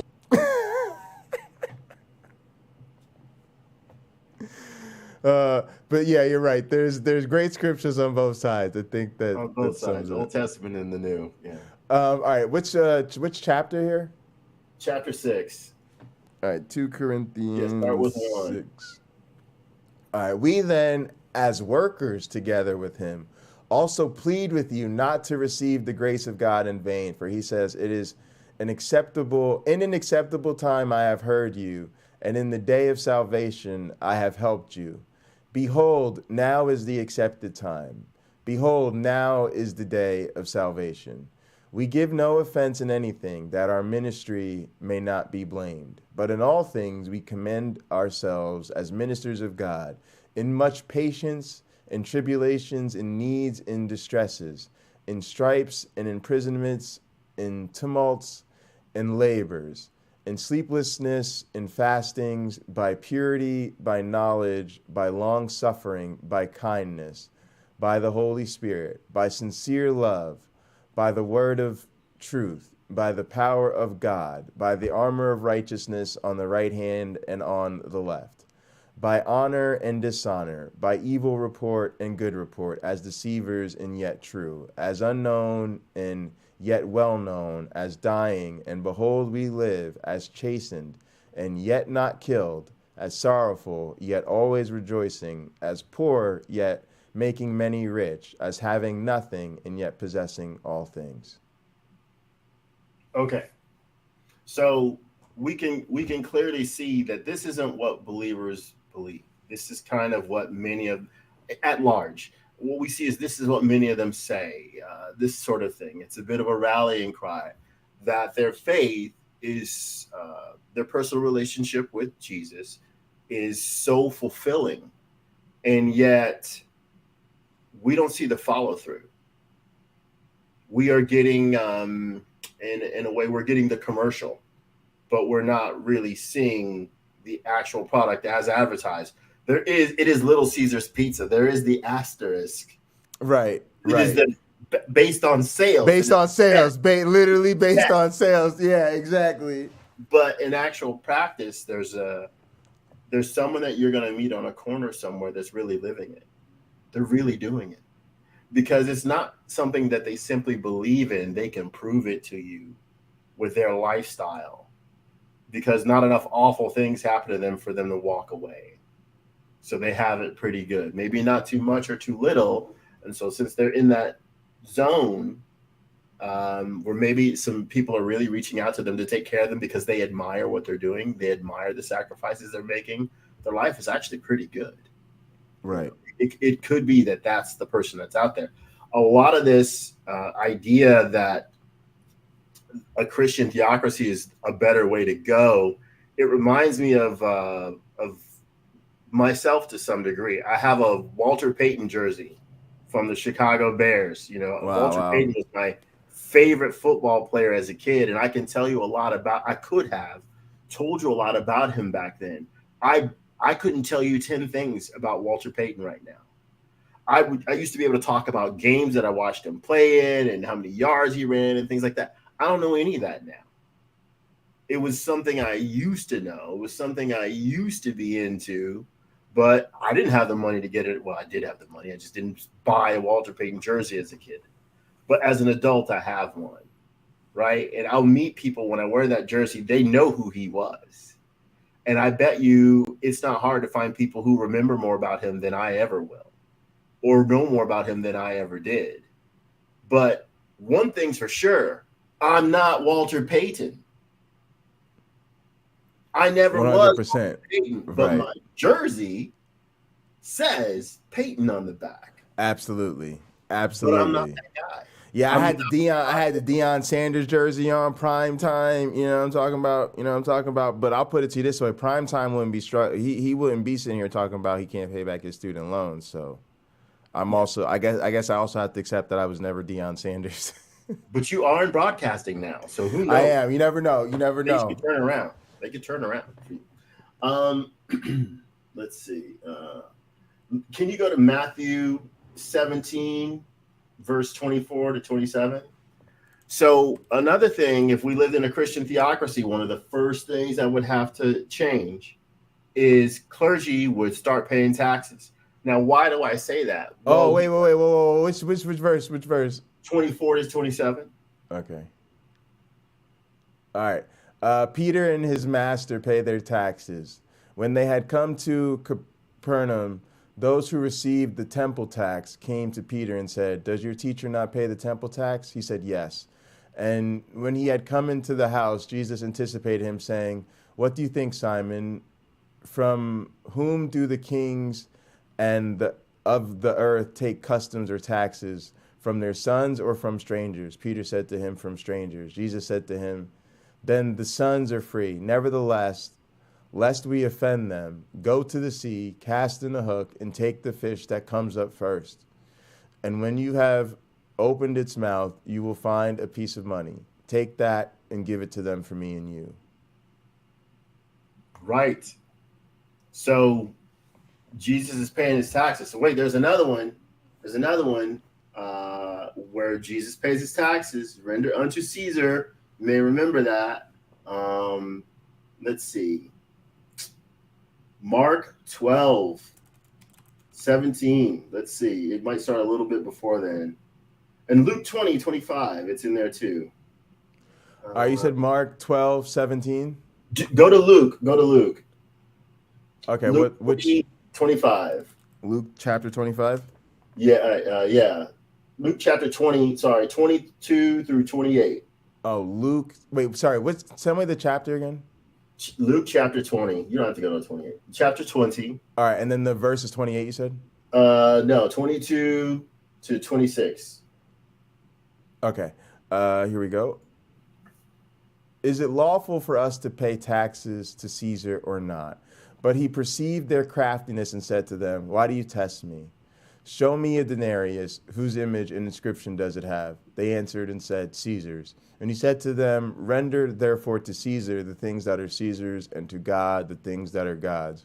But they could not catch him in his words in the presence of the people, and they marveled in his answer and kept silent.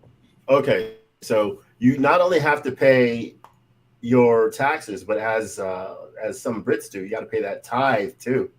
Got to give God his due. Yes, and let's not even talk about Christians that are not tithing. Matter of fact, next time, if you're an evangelical, next time a politician comes to your church and they start with the holy roll in Jesus and all that, straight up ask them if they tithe. Just straight up, just Just say, here, I know you're here to talk to us about anti-abortion. We'd love to vote for you, Miss Marjorie Taylor Greene or Miss Lauren Boebert. Just one question. Do you pay tithes to your church? Oh, you do? Great, thank you. Just one check. They can demonstrate that because they should have the receipts. They should have the receipts. They're public officers. All right. But no, that's really huge. And another thing that this made me think of, right, is, again, these same people really have supported a situation where there's been nothing but straight tax breaks for the rich. And taxes have actually gone up on poor people. What kind of sense does that make in any of this? So your billionaires and your millionaires are not paying taxes hardly at all. I somehow, Mr. Can't Pay Back My Student Loans, paid more taxes than the President of the United States. That don't make no sense. And then on top of that, Jesus in the scripture endorses paying your taxes. Jesus in the scripture says, render to Caesar what is Caesar's. Pull a coin out, pull out some currency. What does it say on it? You know, it says the Federal Reserve note. It says that it's from the government of the United States of America. It's even got presidents all over it. It also says, in God we trust. So go ahead and pay the money. Go ahead and pay it. God will circulate it back to you at some point. You're probably going to be okay.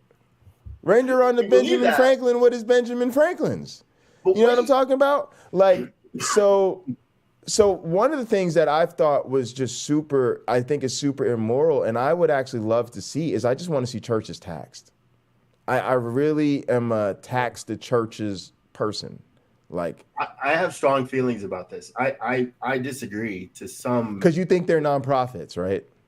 Well, here's where I disagree. If the church has a car wash or bake sale, well, that money is pure income to the church based on its efforts to raise money. Well, I'm not forming the sentence very well, but let's just use those examples. They have a car wash or a bake sale. Okay. I think that money should be taxed. But if my mom goes in and she puts in her 2 mites into the offering plate, I don't think that should be taxed because my mom's already getting the discount. She's already getting the discount on that she can write it off, let's say. Okay. So Okay. I don't think the church should write that off because for someone like my mother, more than likely the church is giving her more than she's giving them. I'm just, you know, the more and more I do this in this community, I'm just getting a little bit harsher. I'm realizing that I'm just not as nice of a person as I. Old Testament Pocketlocker is who we're saying. I'm Old Testament Pocketlocker. Yeah, I'm like, look. Until y'all can demonstrate that your services rendered are actually like true to some extent. Like, I just don't believe a wishful thinking organizations require tax exemption. So for me. If I'm a prayerful person and a believer in Christ Jesus, and I know that God wants to give me the desires of my heart, because that's what's preached to me. It's in the book. If it doesn't come true, can I sue the church for non-performance of a contract? I mean, I think you should. I'm fine with that. I got no problem with that. If you can convince a judge, that's on you. I mean, honestly, like some of this stuff, I'm very open about. Like, if I actually do think, I think churches are corrupt. I want to be very clear about this. I think churches are lying to people. I think they're corrupt organizations. And yes, in many cases, I think they should be held financially liable for the financial damages that they cause people. You remember, you are compelling people to give you 10% of their income. I mean, that's now a lot of times stuff like that I'm kind of fine with because there's really no exchange there. There's nothing like promised to you. But some of this like faith healing stuff where you can prove that the people were manipulated, I think I support people like Ken Ham in the Creation Museum being sued for child abuse, for deliberately trying to miseducate children. When you go to apply for your organization, you say, hey, we want to start this creation museum, or we want to start this Noah's Ark museum or whatever. And we tell you, sorry, that's not established history. You cannot register that as a museum. And then you go and you say, okay, well, fine, then we'll register it as a theme park. We'll say, well, I can't really stop you from making a spiritual amusement. If that's what you want to do, like, go ahead. But then you lie to people to get the tax exemption. You lie about the millions of dollars you're going to bring into the community in terms of jobs and revenue. And then on top of that, you call it a museum anyway. Sorry, that's fraud. We have a word for that. It's called fraud. It's called fraud. Well, Okay? And when you commit a fraud, hang on, when you commit a fraud, which is an illegal act, when you break the law, explicitly for the purpose of miseducating children, as an educator, I'm all about people suing people like that. Please do. Now, I don't know if you're going to win the suit because it's America, and the windfall for that would be crazy. But am I opposed to people actually suing them? No. Please do. Okay, so I went to look for an image of an Ark Encounter ticket. I haven't seen one yet. I'm looking for specific language on the ticket that, like the lottery, says for entertainment purposes only. It's But there is this interest in Genesis cost comparison between Disney World and the Ark Encounter. And it does say at the bottom of the Ark Encounter section, and you'll rarely be wasting time standing in long lines. Yeah. All right. Kid Ham, you're not doing yourself any favors with that language. No, you're not. But for people who haven't gone there, wait, maybe we should show this real quick. Let me see if I can get it. Okay.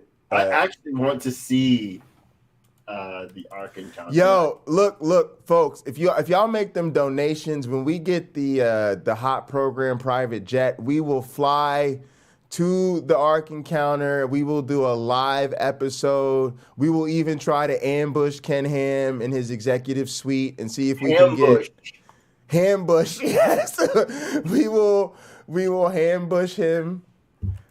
So, all right, let me see if I can get the. Here, I think I got it. All right, look, y'all. So this is the joke. If you don't understand. Nobody goes to the Ark Encounter, right? But the Disney thing is funny because they build it up that it's gonna be this epic thing, and then nobody is there. So when they say you won't spend a lot of time going through waiting in line, the response is no. We'll spend a lot of time rolling through the empty maze of people who aren't in line. And so people complain that you go here and you still got to spend like 20 minutes just walking. It's empty, nobody's there, but you still got to walk up and down this because they built it for, thousands and thousands and thousands of people to be there, but there's really never more than like a bus full of kids from a Bible school or whatever. You could find a lot of, to be fair, and I don't think Pocketlocker is being fair. No, I'm not here to be fair. You can find a lot of video online of people in the Ark Encounter where there are maybe thousands of people there at the same time. So they do get people flowing through there. That's what they built it for. They had in attendance last year. I guess I can Google it. No, seriously, I hear the numbers are bad. I think they're in a lot of trouble. Matter of fact, I think a lot of what they do in their social media and their stuff it's just weird. And you got to remember, we've also now had I can't think of the young lady's name, but we have had now like former employees deconvert and talk about what really goes on there, and it's kind of a nightmare. So something I want to touch on before we wrap here. What are some of the other issues that you can see this sort of American theocracy movement trying to push, and then maybe even how would we counter some of those things? I know a couple that I'll mention that have come up.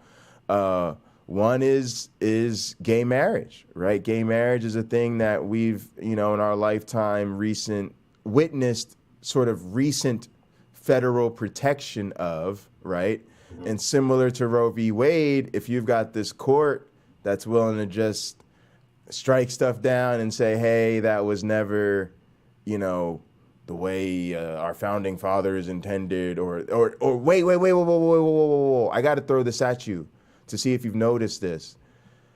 Their new thing that they said in this apparently, I haven't read the whole opinion. I haven't read the opinion at all. But what I've heard from people who've read it is that what they're saying is that basically the Constitution never explicitly protected that.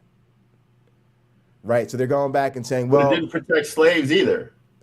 This is what I'm saying. That's why I wanted to mention it, right? Because if this is going to be the new tact, then it really does open up Pandora's box, right? Because if the tact really was to say, well, we don't like Roe, and here's some sort of like why, and then they went to it, then it would be very narrow, right? It would probably be a Roe only thing, and they would be making some argument that like abortion is wrong, but they're not really doing that.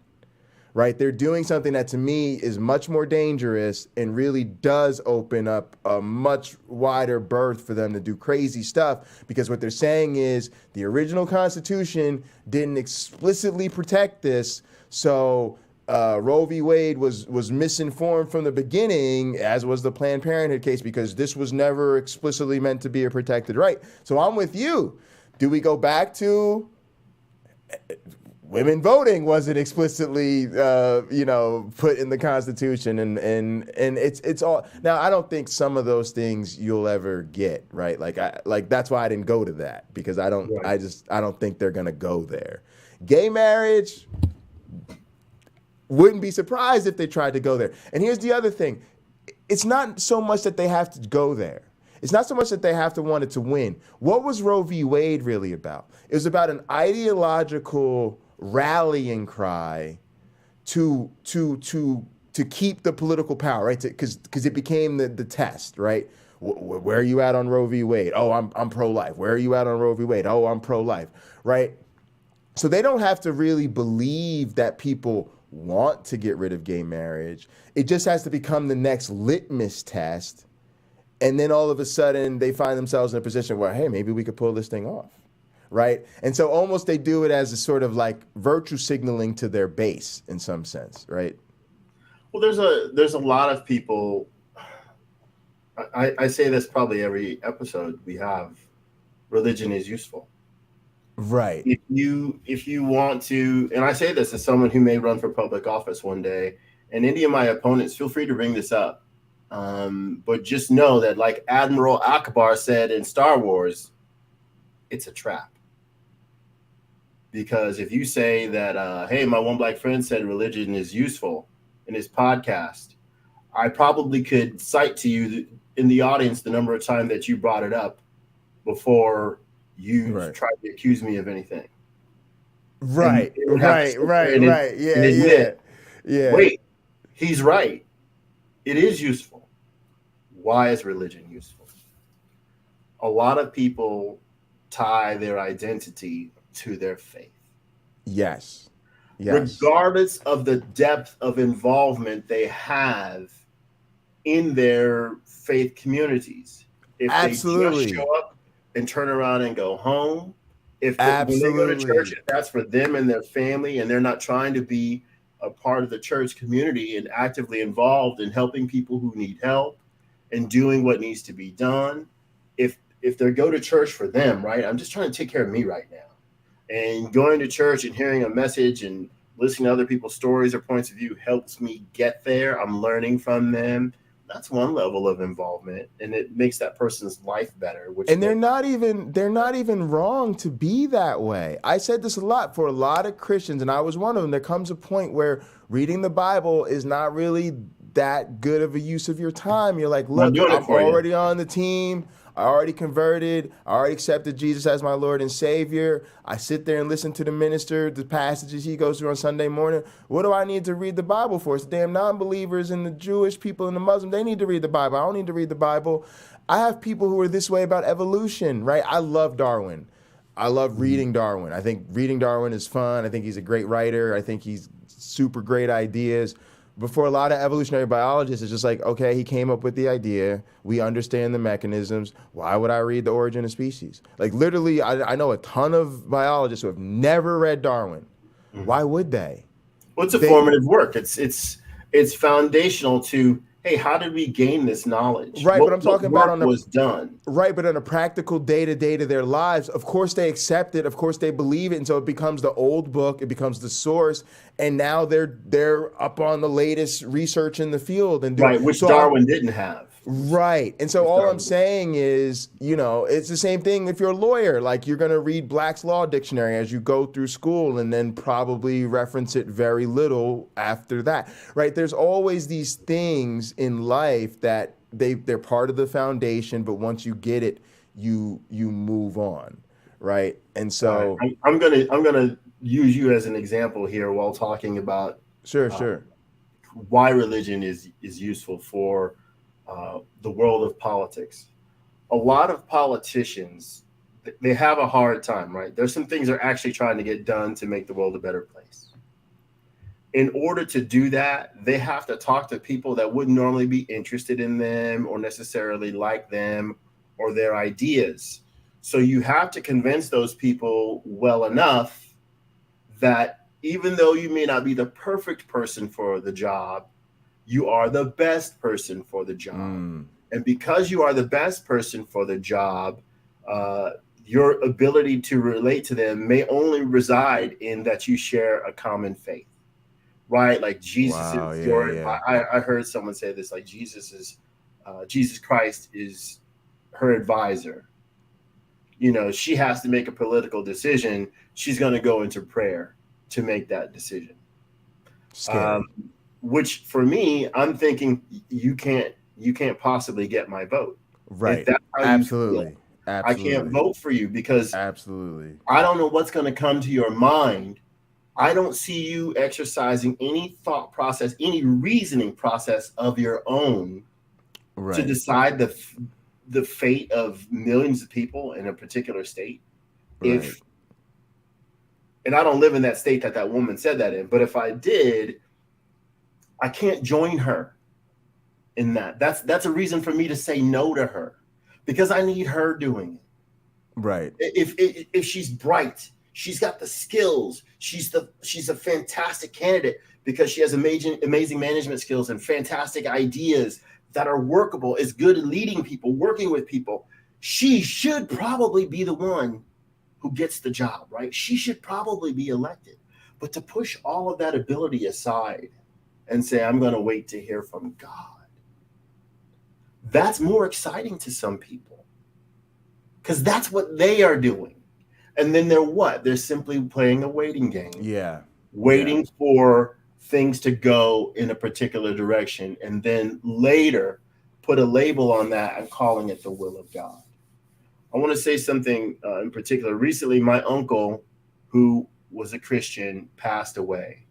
Instead of taking care of his health, thank you. Instead of him taking care of his health, he kept praying, right? For some reason, God never whispered in his ear, hey, UJ, why don't you take better care of yourself? Because I'm not doing it. But I'm going to give you a bunch of resources of people who will help you, but you have to accept it, right? Right. But I need you now have to exercise. You now have to stop eating this. You now have to take your medication in a particular way. Like there's a whole list of things I'm giving you for you to handle. These are your responsibilities. You are working with me, make no mistake about it. But I need you to do some things. Right. That's not what happened. That's not how he interpreted what was going on in his life. He expected Jesus to swoop down with his medical bag, and like that leper, he was going to get his instantaneous healing and then testify about it in church on Sunday morning. But he was in such rough shape, he couldn't make it back to church. Right? Yeah. For like years. Such rough shape, he couldn't make it back to church. I think the problem that is there, again, religion is useful. But the people can't be taken advantage of, but they are being taken advantage of. Right. Those people that are supposed to be literally by our politicians shepherded. It's not to call them sheep. The Bible calls them sheep, though. They are to be looked after. What does the Bible say? If you're really digging into it, it says judge the fatherless, judge the widows, that sort of thing. That doesn't mean stand over those people and point your finger and shake and say, you got to get off your butt and do this. It means you have to look after those people. You have to take care of those people. And there aren't people readily in would-be theocracy that want to actually do that. No, what's the Republican outcry? We are the party of self-reliance. Get off your butt and do it yourself. Fix it yourself. And there are people who have some mental challenges that make them not able to fix it themselves. There are people who have insurmountable financial challenges that need a reset button. And a lot of those people are extremely wealthy. A lot of those people make a lot of money. But that's what they need. Too. They also need that, right? Yeah. You mentioned the trouble you're having with your student loans. And me, I know that much money. I didn't have any trouble paying my student loans. Right. I paid it off in like 5 years. I could have paid it off at any month I had. Right. You know, just because it wasn't that much. It just wasn't that much. Yeah. Yeah. Right. But, I mean, I guess any 2 month period. I had to make sure. money. But just in general, yeah, it would have been quick. But yeah, I could have paid all my student loans off in 2 months. That is certainly the exception and not the rule. Sure. Yeah. But I went to a university that wasn't terribly expensive. It wasn't cheap. It was far from being the cheapest. You know, it was like it's like a well-known place, like where I went to school. So it's just one of those things where I'll say it again. I'm extremely lucky when it comes to big things. Extremely lucky. Everyone can't say that. And I know that. But this nation could not function as a theocracy for a very simple reason. People don't believe the same things at large. Facts. The Bible itself will say, hey, come out and be separate, right? In the New Testament, come out and be separate. We got to separate from this group that thinks that way or that group that thinks that way. The Bible itself says, sell all you have and give it to the poor. How many people would rage against that system? I'm not selling all I have and giving it to the poor. But wait, that's what Jesus said to a guy. If you really want this, man, that's what you got to do. But people don't really want that. People want their version of it. Just like if you ask a Christian, what's heaven like? You will be astonished at how little they can tell you about what heaven's like. Well, they have streets of gold there. They're not streets of gold. They're like a gold color, like a gold glass color. It's not gold like a wedding ring or something like that, or a necklace. It's not. It's not metal. It's not. Well, it's really big. Well, that's true. That's what the book says. It's really true. And that it doesn't have a sun because God and Jesus are the sun. They're the light. They're the light. Yeah. Sun, and there's supposed to be a new heaven and a new earth and all this stuff. That's also supposed to be part of that deal. Well, where are you going to live? Are you going to live in heaven? Or are you going to live on the new earth? Are you going to live in the new Jerusalem? Where are you going to be? Right. First off, the kingdom of God was supposed to be on earth to begin with. It wasn't even supposed to be. It was originally supposed to be God coming back, right, to establish the kingdom on earth. Then it got morphed into the because people understood what was being said. As I've said, I heard Rocco Errico. You can watch it on YouTube. Give a talk at a church in California where he says Aramaic for coming on the clouds. That means to succeed in a mission. So when Jesus comes on the cloud with his disciples, you know, with his angels and all that. Yeah, it's time to ride. He's talking about he's going to succeed in the mission of carrying the gospel to those people. He's not riding on the clouds. Yahweh's the cloud rider. You read the Old Testament. Jesus isn't coming back on a cloud like he's sitting up there, like he's in a DC-10 or something like that, flying around. That's not the way it is. You read the Psalms. Right. What is the Psalms? It's either Psalms or Proverbs where what? Yahweh is riding around the sky on the back of a cherubim, which has wings. But you read elsewhere in the Bible and you read that Yahweh has wings. That doesn't make any sense. Maybe we're misinterpreting what these people are saying. And maybe that's not new. Maybe they are interpreting what each other are saying. Mm-hmm. Maybe somebody just didn't have all the scrolls, right? They hadn't read them all themselves and they hadn't all been preached to them. And they might have very well heard something they felt was quite beautiful and moving to them. But those weren't all that we needed to do. any more than those were all that they needed to do.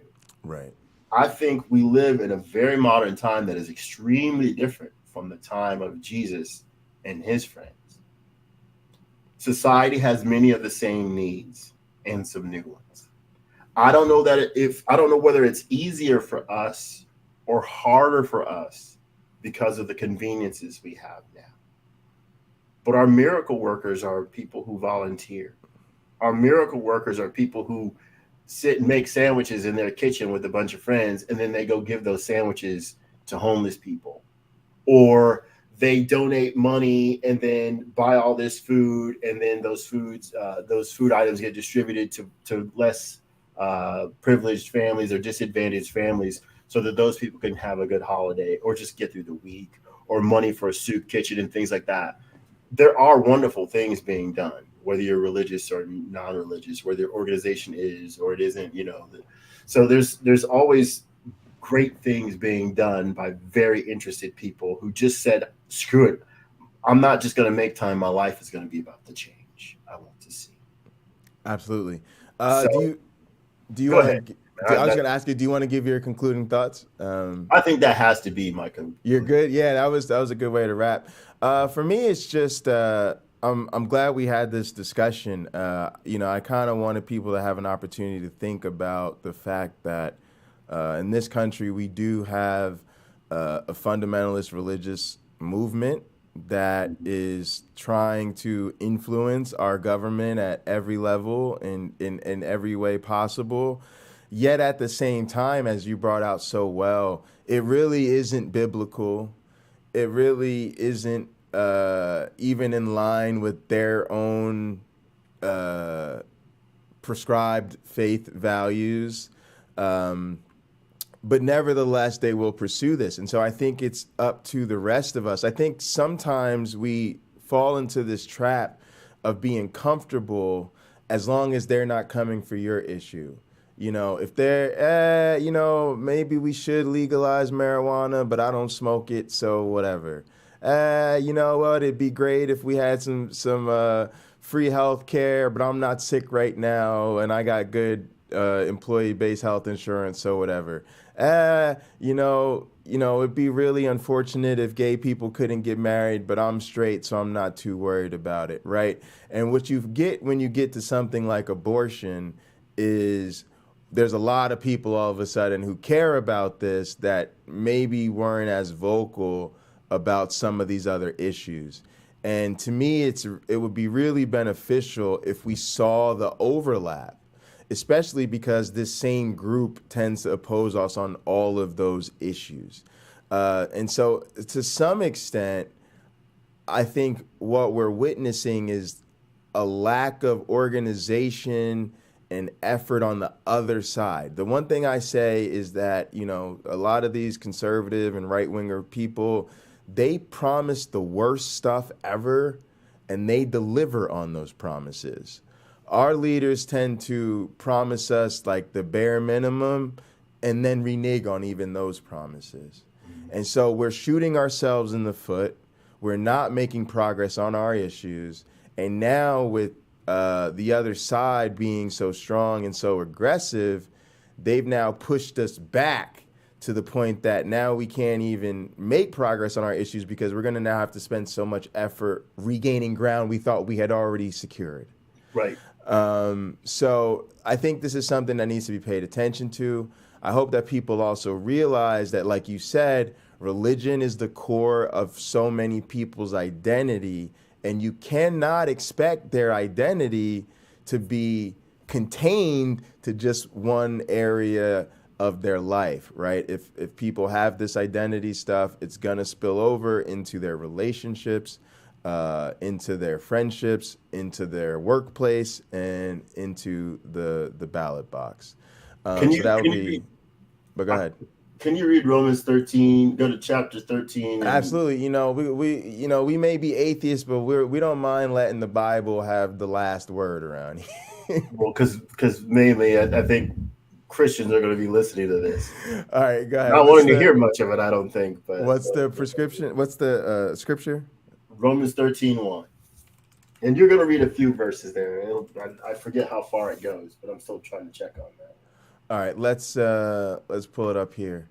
Let every soul be subject to the governing authorities, for there is no authority except from God, and the authorities that exist are appointed by God. Therefore, whoever resists the authority resists the ordinance of God, and those who resist will bring judgment on themselves.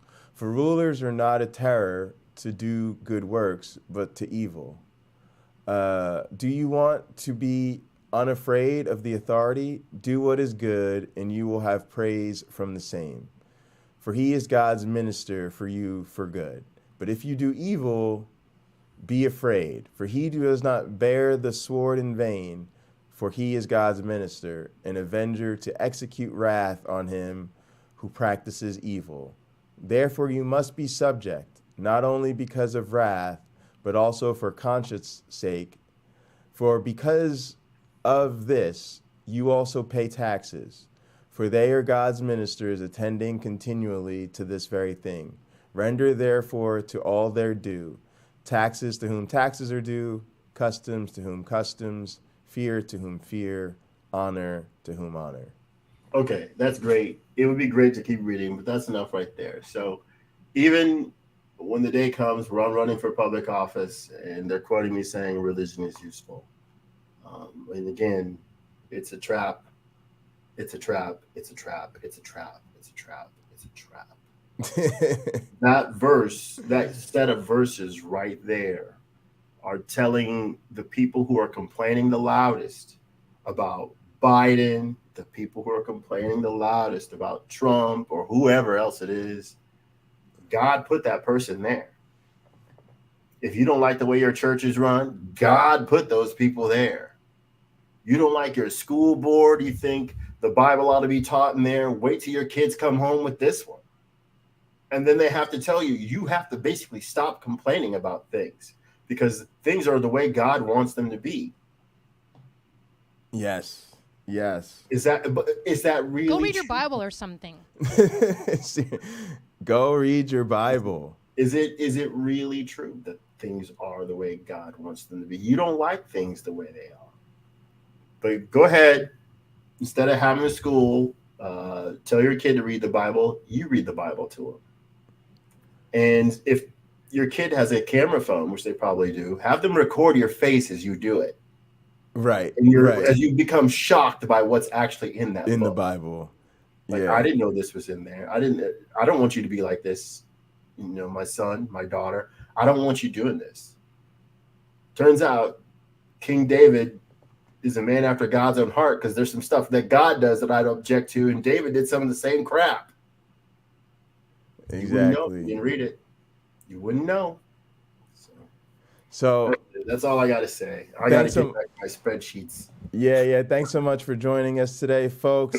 Please remember we have added those donation links down in the description so you can donate to us via Cash App or PayPal. Something we've been getting a lot of support lately, so appreciate you guys. Definitely want to send a quick shout out to all the people who watch later. We appreciate you guys watching throughout the week. Please leave us a like and comment. Let us know either what you think. Why will American theocracy not work? Why do people really not want it? But also maybe talk about some of the issues you think that they may be after, that you have some concerns about. We'd love to hear from you. And we will see you next week. And so as always, folks, be good to yourselves. Yeah. And if it doesn't even work in your own church. Yeah, exactly. Exactly. If it doesn't even work, let's start with a micro scale. Let's see you do this at the local level, and then we'll extrapolate. We'll scale up. All right, folks, be good to yourselves and each other. And each other. That's right. We'll see you next week. Here he goes, crossing himself. Oh!